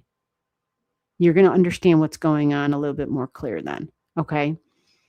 There's a health report card here, health report card in the health of this relationship. So what I'm going to do is I'm going to read this to you. Okay. The software kind of gives some keywords, and I'm just going to read this to you for them for this time. This is talking about your partnerships, relationships with other people. And it's saying that it can be stressful during this transit, during this time. It's a time to reassess your connections with individuals, with partnerships and groups. Can be both. With a view to moving on with your life's purpose. So it says it's time to reassess your connection with individuals and groups with a view to moving on with your life's purpose. Any individual or group standing in your path is liable to be set to one side as you seek a new experience or new experiences. Of course, it's not easy to let go of links from the past or those people, particularly if one feels frightened of new experiences without the safety of the past. But if you can focus on the future rather than the past, you will discover that as one door shuts, another one opens. I'm reading that from the software. Okay. Now, this is just me reading one aspect for you. So, because it is the South Node, and the South Node triggers usually a release, okay, a release of a belief, because it's connected to 9 degrees here, release of a belief about my partnerships, whether it's partnership with children, partnership with my romantic partnership, but it's you reassessing it because you're going to have the help of Jupiter. Remember, it's your great benefic. So who knows? Maybe there will be more clear information. Maybe communication will come back online if it feels like there's no communicating happening. Maybe it's the partner coming to you and just being open about, whatever their beliefs were as far as the partnership. And then maybe you also yourself have different ideas, or maybe you both are just able to talk and to realize, we either do have the same ideas, but we're really bad at communicating them. Maybe that's the case. Either way, there's definitely something here that has to be figured out. And the strength of the relationship will either be stronger or it will end. Like, that's just the reality of it. Okay. Because Uranus on that Saturn, and Uranus is break out, break away, break free energy. You follow? It normally is that. So again, this is just an astrology reading. You have free will, and so does the other person. And I'm not looking at the other person's chart. I don't have that other person's chart in my hand. All I know for certain is Jupiter is your greater benefic. And at 10 degrees, this tells me that you want, see, the thing is, freedom is a really big deal. And your beliefs on freedom and independence are big. You just might not be really, really super focused and aware of it. But it's probably felt. Being your own boss even is going to be important. So there's a strong independent flair here, right? But because it's Jupiter, if we're female energy looking for masculine energy, Jupiter's the person we marry. You follow? That's the one who's ready to commit for the long term. And you have it at committing for the long-term degree. So in other words, if it doesn't happen with whoever you're in this relationship with right now, it's because they're not long-term commitment energy. They're not your Jupiter. That's just the shortcut version. You follow? Yeah, that would just be the shortcut version. So as far as being fiery and independent, I mean, even your freaking Mars is at 1 degrees in Pisces. Right. Mars is fiery. It's very independent in general. Okay. And freedom is where your nodes are at. Your nodes are at 9 degrees. That's the energy of freedom and justice. So this is ingrained in you because it's your South Node, right? And so sometimes we have to analyze ourselves. We really do. If we're, we're like, oh, I'm aware of it, but I didn't know other people were aware of it. Like that kind of shit. That's where we get caught up because we're not aware. Other people are aware. So they're picking up on it, but we're kind of feeling like we're just coasting with it and we can make it work. So in other words, if we could find words for some of that stuff, and we could probably find a happy medium with somebody else who has similar energy, it's really just being aware of some of these things and being able to talk about it and then clearly stating, what my values are, what my goals are, and does this person fit? Does this person want to be a part of that picture? Sometimes it's The lack of, it's absolutely, especially nowadays, the lack of communication. All right, so we're moving on. I hope that helped. And thank you so much for the gift. So we are going to see, let's see here. That was Julie Albright. I got that on the screen for a reason. Let me all right, who's next? All right, we did that one. La-di-da. La-di-da was here. I saw that. I'm scrolling. Okay. All right. Okay. All right. Okay, so we have Chicago. JD. JD, I think you were next. You've been waiting for quite a while, but if you're not here, then I'm going to keep on scrolling. I'm going to go to Sinister Days. Sinister Days, let me know if you're here. You sent a channel gift. You'll be next. JD, are you here? It's a September 21st, 1949, 1:30 p.m. Chicago. Is JD in the house? You're welcome, Julie.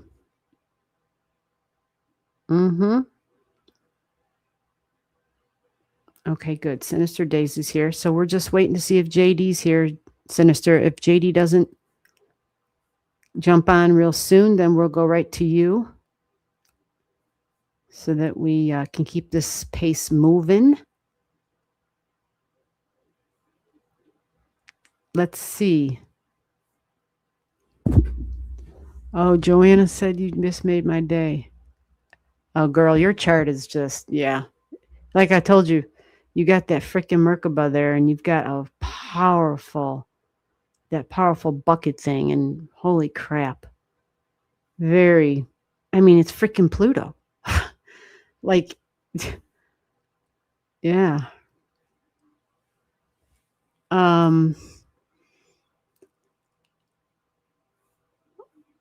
Okay, so JD, September 29th, I don't see you answering. Going once. Going twice. All right. I'm going to pull up Sinister Days so we can keep this rolling. Let's get Sinister Days in here. I'm just going to pop that root there real quick so that we know who's on the screen, or who's up next to be on the screen, I should say. And again, thank you for the channel gift. Let's get this on the screen.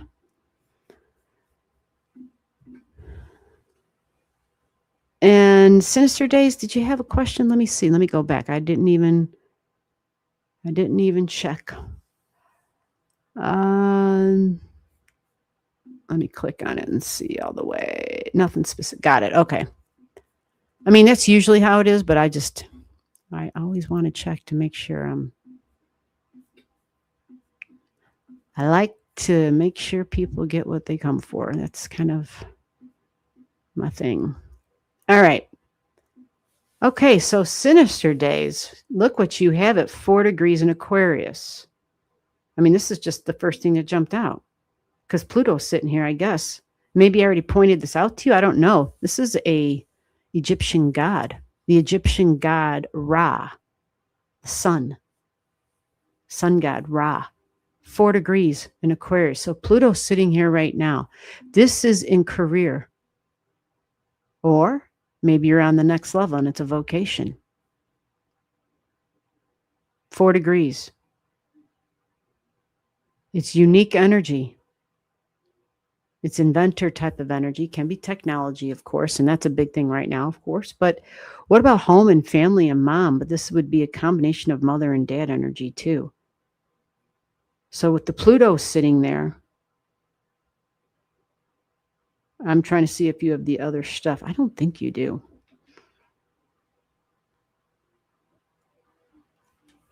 No. Okay. 12th house is where your Neptune and Saturn are sitting right now. And you got Jupiter down here, not at 4 though. So you have Pluto sitting up here at the 4. And, oh, okay. So this is angling. You could probably be feeling, because you have a Taurus moon at 3. And that talks about the past. But also the Sedna energy comes up again, the trauma of the past. Because that's Pluto and Sun God Ra squaring this. Okay.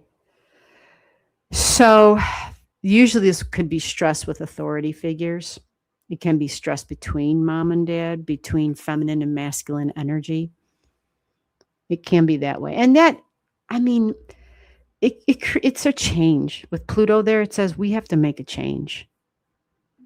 And I believe that this Ra energy, let me double check, but it has the gift of get my words straight, of being able to take control of a situation and to overcome obstacles, to find a resolution. It gives insight, enabling you to get past blocks, to create workarounds, and to reach a goal. And it's in the placement of attaining goals, the 10th house of career and my goals. And your south freaking node is there. So 11 degrees comes up. God, this number 11 has been up tonight in a lot of ways in everyone's chart. Holy moly. Yeah. Creative energy, your south node speaks to the uniqueness, the inventor for sure, group energy. This talks about the quest for inner self-worth, public display of public recognition. Yeah, it says there's a need for public display, for the public recognition based on past life recognition, because you got the recognition in the past. But groups and friends, right? Social services even. This is new systems, creating new systems. And just creating in an unbelievably unique way, because your north node down here is at the 11 as well. Let me look for your Jupiter stuff, because it's going to connect with our Jupiter going. Yeah, Jupiter's at 4. So we're going to push this forward a little bit, because your Aquarius and your Leo energy are the prominent thing in my head at this moment. And so like you saw on the other chart, if you were watching, the 10 degrees, it doesn't take us like the beginning of August. The beginning of August, we're tap dancing around 9 degrees. Yeah. So 7 and 8 and 9. Let me see what you have over here. Yeah, you have Jupiter squaring, T-squaring the moon again with the nodes and with Pluto. Values, money, finances, self-worth. And remember that 3 degrees is that writer energy. And learning, and speaking, the mind. And you also have a Chiron in Taurus. It's going to be a minute before Chiron gets to your Chiron in Taurus, though. You have a little bit of time. And so I know I didn't elaborate on that in the other chart, but basically a Chiron, when it gets to the natal Chiron, for when that does happen, it's when it will bring up those old wounds, but it gives us the opportunity to stand strong with those wounds, to recognize like this bothers me, like this isn't okay for me. But being able to verbalize it, being able to talk about it, being able to establish boundaries and feeling good about it. not because I like cursed somebody out, but because I stood up for myself. You follow? And I can't explain the feeling it gives. It's like we feel good in our own skin. It adds to a layer of our own self-worth and confidence. Okay? Especially a Chiron in Taurus, which you have, and yours connected at self-worth at 14 degrees, desire energy, Venus energy, possibly to do with how I look, something with my head even, first house energy. Now, that's where Jupiter is right now with Pluto at the opposition squaring all this. But come August, you're going to have Jupiter leaving this tough square that you're in right now. And it will start to connect with the 11 degrees, which screams, I got to break out of this routine. I need something different, something new. It'll be in the home. Again, it's authority figure energy. So if you live alone, then this is perfect, because then you'll have a lot of freedom and space to do what you want to do when you want to do it. If you don't, then this might cause a problem. Only in that when other people need time to break out, break free, they just need to go on a little whatever. They just need some me time, some independent time. Some people they take it the wrong way. They think it's about them and it's about the other person. They just need some time away. They need solitude time, right? And that's what number 11 is, extremely independent energy. So Jupiter is going to trigger that for you, and it's going to be triggering your North Node. And it comes, even here, August 11th, it's like Jupiter, Hygeia, and the moon, they're all together. So you'll feel it. You'll feel I'm taking a look at my creativity, or maybe even children, if you have children in the home. But whatever your creations are, likely creating and inventing something new, something really authentic, even something different. It's fourth house. So moon, family, energy, involving possibly the past, but fun is usually part of this really colorful energy. Okay. Really colorful. And you're reassessing when it's this Hygeia. You're reassessing. You're saying, how is this going to look? You're thinking about the future of how you're creating, whatever that creation is for you. Now, you do have a square at the same time that'll be triggered. So, and even karma is right there at the same time, of course, right? I mean, that's just the way it is. So it's all fixed energy. And it's all angled up. Now, I'm going to be honest with you. You live with this all the time. You have a T-square with this 11 degree in your chart all the time. And even your Chiron at 14 is part of it, okay? The difference is this time it's Jupiter and the moon, but you also have karma there. So this means it's not just Scorpio energy past in significant one-on-one relationships.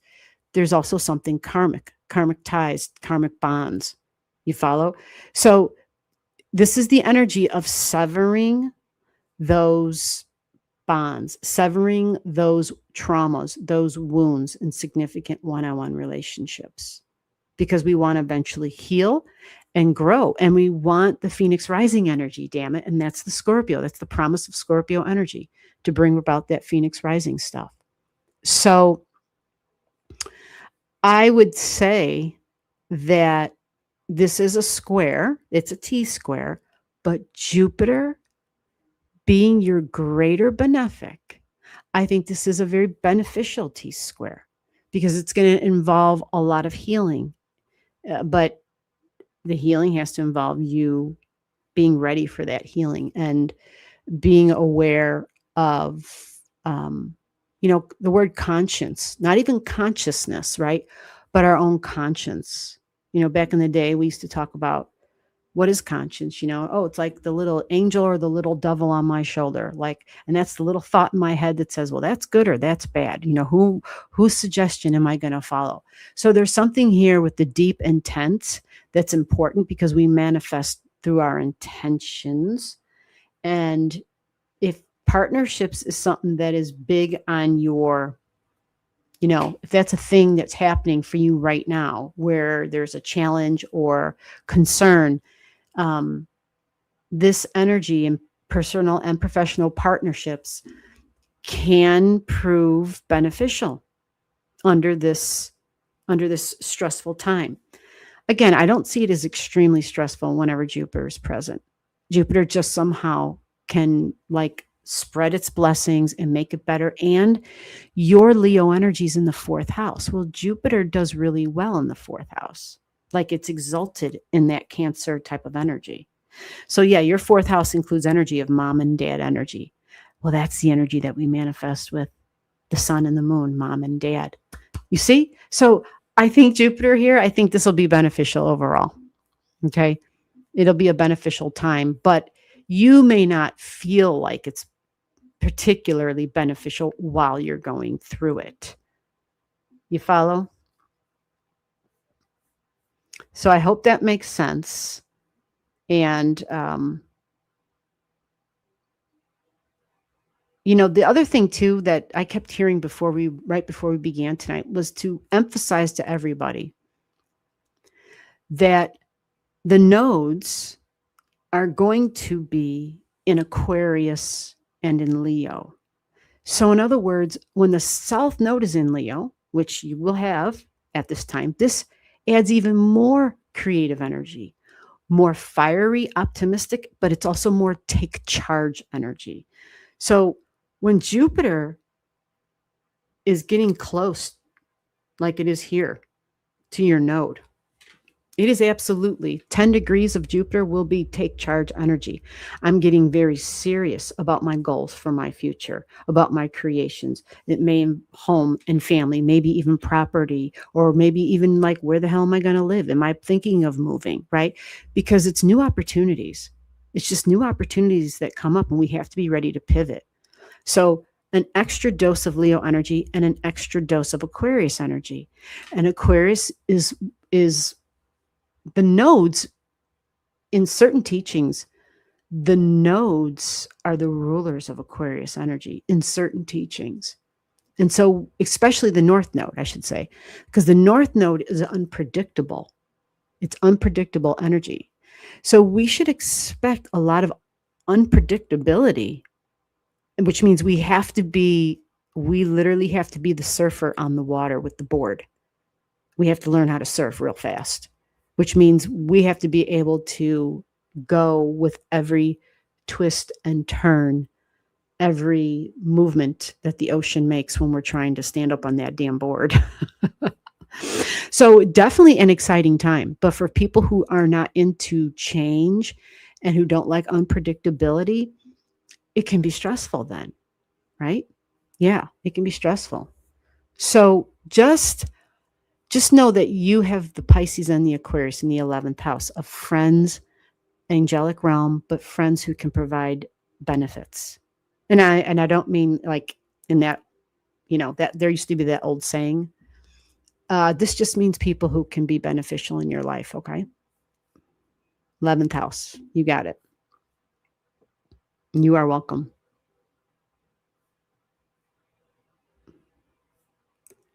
Okay, so do we have time for one more? Who was after? Oh, yeah, I got to go back a little bit. Who was next in line? All right, I'm looking. Okay, so what do I see here? Is this? Yeah. Okay, Sinister Days was way back here. I didn't even know Sinister Days was way back there. But I'm glad that Sinister Days did that. I'm Sinister Days, you probably thought I skipped over you on purpose. I'm sorry. Sometimes this chat can be tricky as hell. Oh, you're welcome, Lou. You are welcome. I mean, that video is so old, but it's really good to refresh because we are in Merkaba energy, which means there's bound to be a freaking yod. There's bound to be, like a finger of God. We're in the energy for sure. Okay, so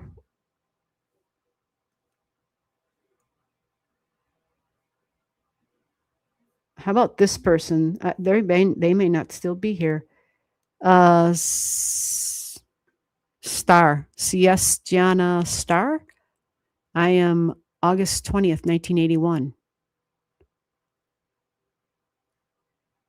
Where's the location? 2:41 a.m. Is that Louisiana? That would be 2 charts in Louisiana tonight? Wow, that would be a first for me. Are you still here? Oh, edit. There was an edit. 8:20:81 at 2:57 a.m. Gotcha. Are you still here? Is Louisiana, August 20th, 1981, 2:57 a.m. Are you still here?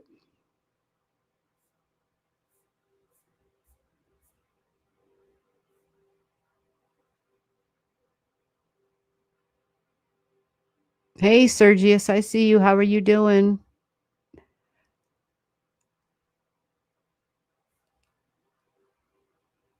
Yeah. I I see you there. I saw your plea that said, "Please do mine." I'm sometimes a lot of these people leave. If nobody speaks up, then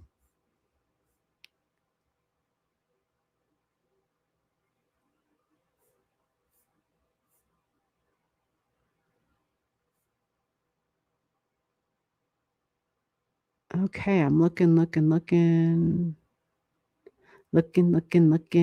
All right, what the hell? Let's do it. India, which profession suits me in going through a lot of mental health issues? Oh God, yeah, right. That's the thing. The world, the times that we're living through. We think we're going through mental health issues, not that we're not, but the reality is we're all connected to each other and it's stronger than ever before. And so like you going through mental health issues is, yeah, holy shit, we're all sharing that stress. It's such a wild time. We're so, you know, um, we think of Aquarius energy, like the nerves and the neurons going through the body and how they all have to go through that. They all intermingle and connect to make it happen. Well, we're just a speck of the big picture. You follow? So it's that connection of going through shit, but like a lot of it, it's like coming from other people. And we're not even aware of it. It just makes it so hard to function. I mean, it adds to it. Not that there can't be, wow, okay. I'm trying to spell your name and I'm like, huh? LA. All right, so that's long enough for me. We'll put that in there. That should be good. December 17th, 1998. Is that correct?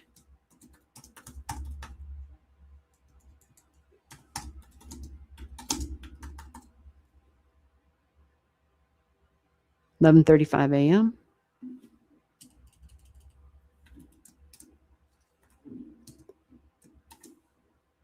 And what do we got here? Okay.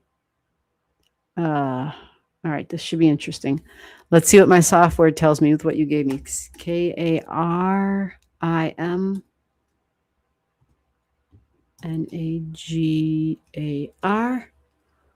Okay, they didn't say anything. Let's see.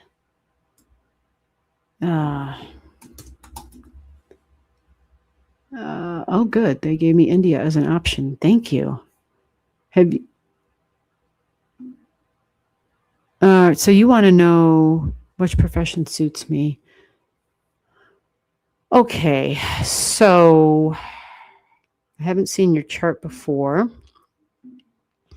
Have you ever seen a tropical Placidus chart? This is showing Pisces on the ascendant. Oh, this is showing a Mercury in Saggy, a Moon in Saggy, a Pluto in Saggy, and the Sun in Saggy in this chart. Wow, okay.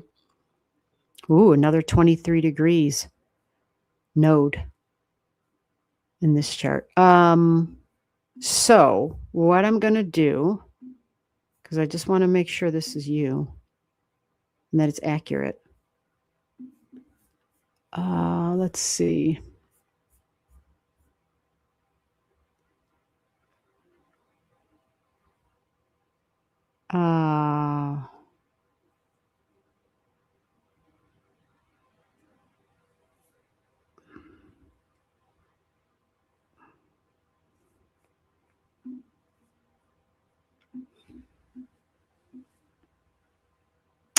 Okay, so we're going to do this. 10 degrees, 10 degrees. Okay. Let me get this on the screen. This is kind of fascinating. I hope this is your I hope it matches you. I need water. Hold on.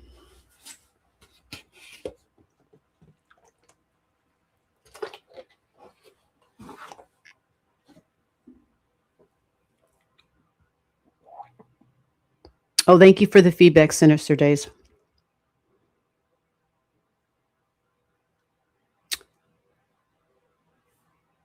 Yeah, it hurt so much. We called you an hour and a half ago.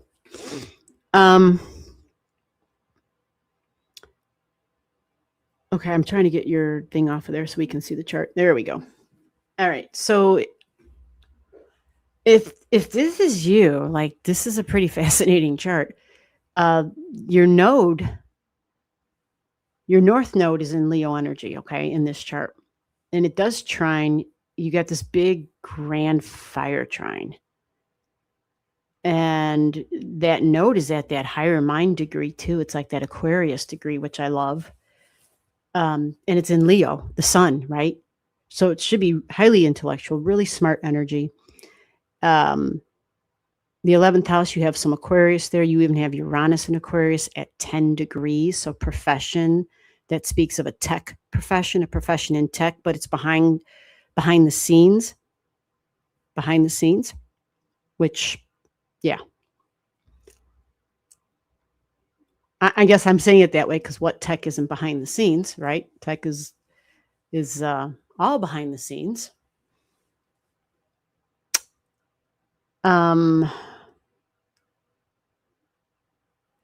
So the Sagittarius is what's at that midheaven energy, which is usually career and goals.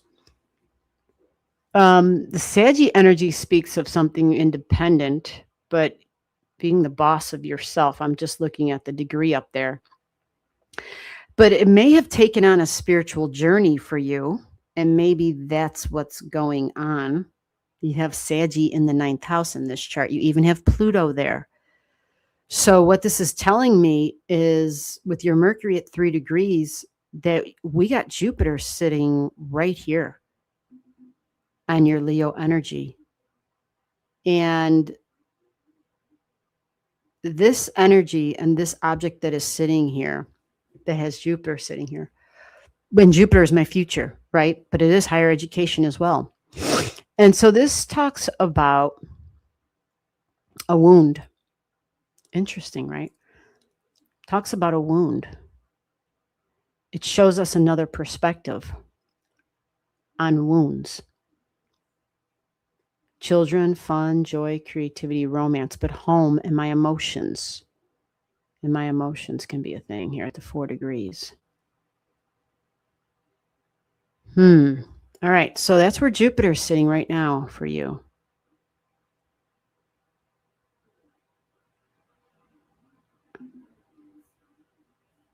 And you also have something right here in Aries. Oh, wow. This is where Neptune is sitting. Okay, you have Sisyphus here.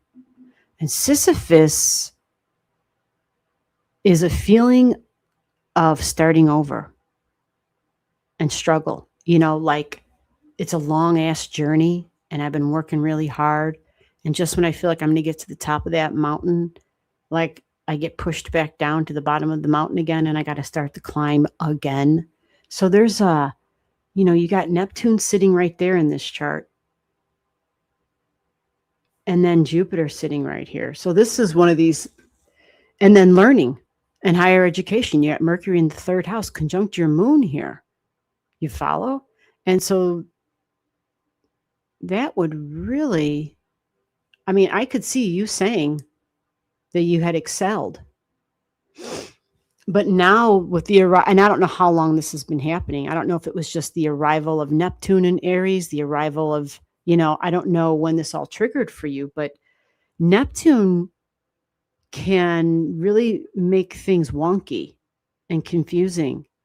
And it's trining your Mercury energy, like an exact trine. So Neptune's for creating and make-believe energy. It's not for like being studious and studying, unless it's learning how to act. Do you know what I'm saying? Or making or writing music or painting or something like that, right?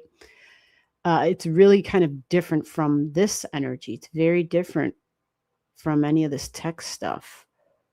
Yeah, it's just different. But even your Neptune is at 0 here. So when you have the Neptune in the Aquarius, when we think of health in terms of Aquarius energy, the neurons that are in our body, and the Mercury is part of the communication in the nerves in our body and the nervous system in general. And you have it in Saggy in the 9th house, which means it can kind of get blown out, literally, right? Like it's overworked, overused. Anxiety might be really high, even stressed out really easily, possibly. And Jupiter wouldn't probably, let me see. Jupiter is your great benefic. Okay. Oh, wow. Okay.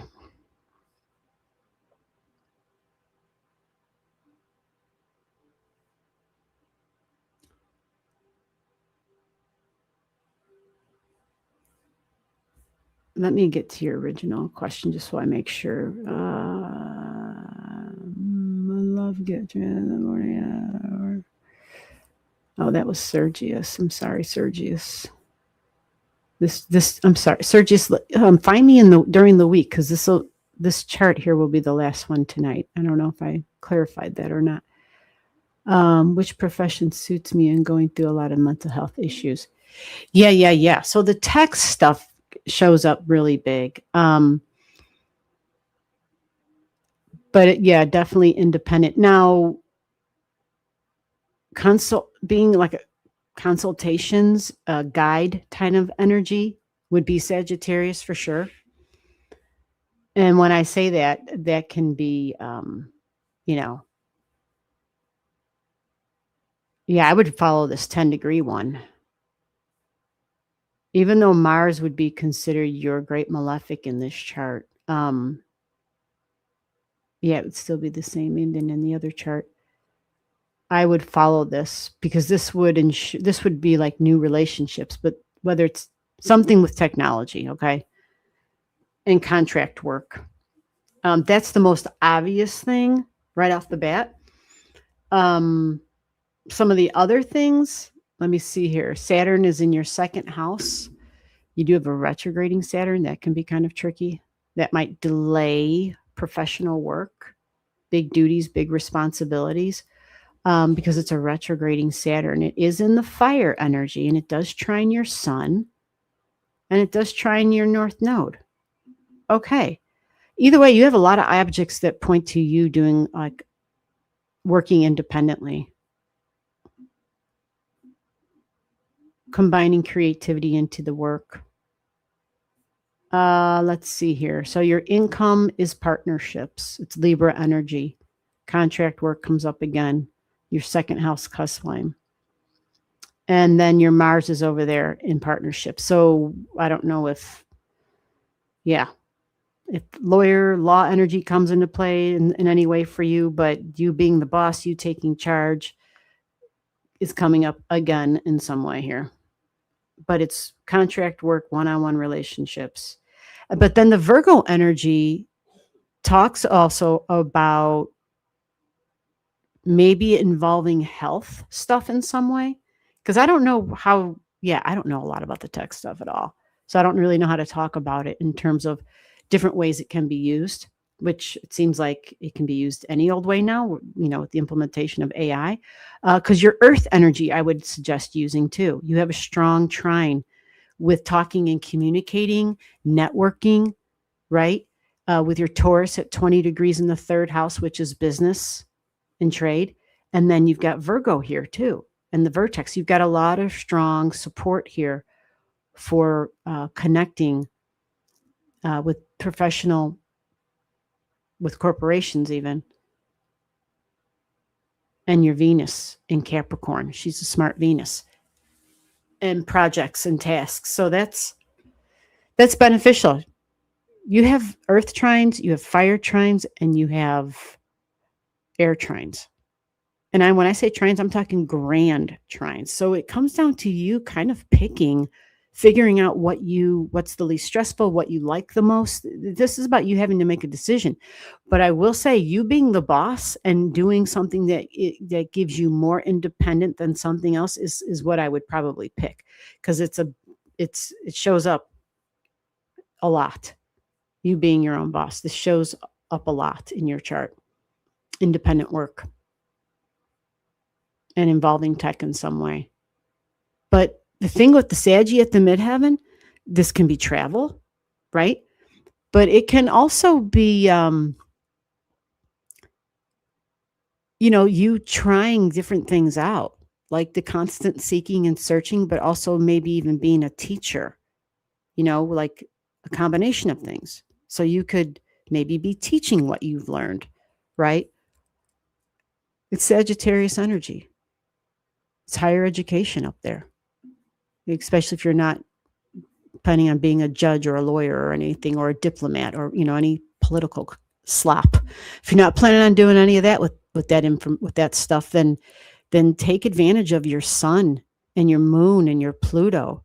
You've got so much in Saggy. These are like astronauts. You know what I'm saying? Like, they're constantly seeking and searching and climbing and constantly setting new goals. And Saggy is really good at being lasered, focused in on something. But you have it at a creative degree. You do. So whether that means games, I have no idea. It's a creative degree. It's Leo energy, fun, children, joy, creativity. Like, that's what that is up there at that degree.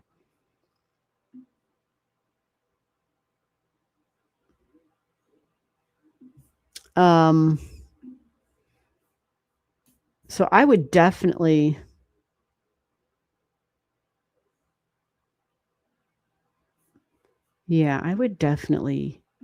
just search out my options and just know that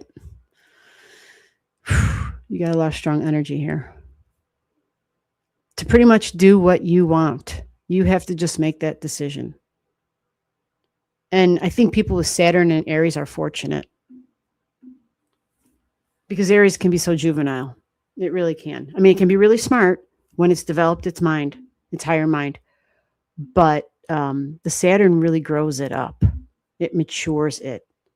So again, that's more boss energy for you.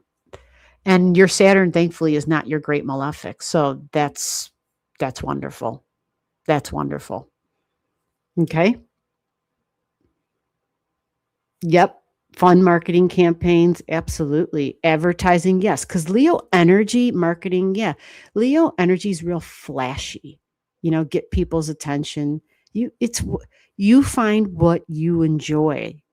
I mean, really, because your North Node is in Leo.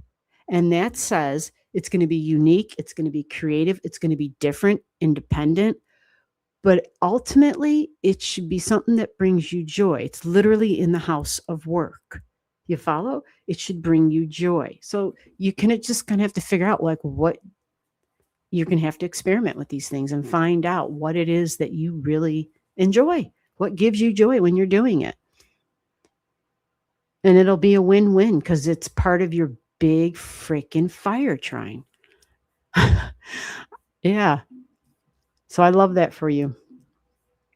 Okay, so for anybody who didn't get a reading yet, we usually go and end our readings, or we end at 9:00 on Saturday nights. So we'll be back again during the week. Monday through Friday, we do a surprise live stream. It's the same setup as we're doing right now. It's usually during the day on that one. It's usually, it's Monday through Friday, no later than 5 p.m. I go live. And I'm in the Central Time Zone. You follow? Last week, I think we went live on Monday. The week before was Monday and Wednesday. So here we are tonight. Minimum live stream is at least 2 times a week, at least.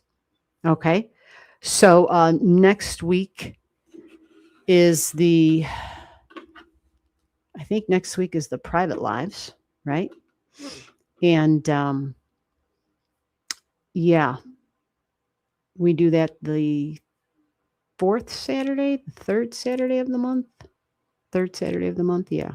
The private live stream. It's the same thing as this, but we just do it not on YouTube. It's a very small group. It's very private.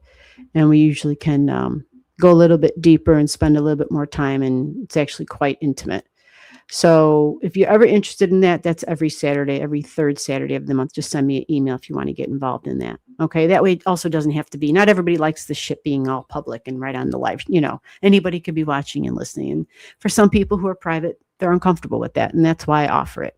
Okay. So just shoot me an email and we can get you in on the next live, on the next private live if you're interested. If not, I'll see you sometime during the week. Make sure your bell's around so you know when I go live next. The goal of the channel is to help people who can't afford astrology readings so that people can have the opportunity to get a quick free reading and to not be garbage. Like that's accuracy is hugely important to me. So just giving people an opportunity to get a little bit of help, because astrology readings, you're talking a minimum $300 for 90 minutes minimum, right? So it's expensive. It's expensive. That's probably on the low side. So with that said, get your digits to me. You can always send me an email. I can create a chart ahead of time and have you in our system. That way, when you come to the live stream, you're already in, and it makes the live stream go much smoother when I don't have to fish and dig through multiple contents to get your digits. Okay. And as usual, anybody who sends a gift, I can spend more time on their chart. That's just, that's just the beauty of people who have the means to help me to keep doing what I'm doing, which helps other people who can't afford jack. You follow? It's everybody helping everybody. Okay. So we'll be back. And yeah. Okay. Yeah, I see that. All right. I appreciate it. That would be wonderful. Yep. And it resonates. Good. Good. Yeah. You have a lot of options. You've got a lot of strong energy in your chart. You got to you just have to select what works for you. That's what it comes down to. All right. So with that, we're going to end. And I want to thank everybody who sent a channel gift. If I could go longer, I would. But I know that at this time at night, when it gets down to, I've been doing it for a little over 2 hours now. If I feel that I am not as sharp as I was, that's why I end it. I don't want to give out garbage readings. You follow? Now, during the day, sometimes I can go for 3 hours, right? And I try to go through as many charts as I can. But if I feel like I'm just not sharp enough, I'm going to be like, okay, we got to end. I don't want to read and have it be, slop. That's not why I'm here. So don't take it personal. For those who didn't get their reading, just send me an email and we'll take care of you. Okay. Just come on back and we'll get it all worked out. Thank you again for everybody who sent a channel gift, and I will see you all when I see you. Have a good one.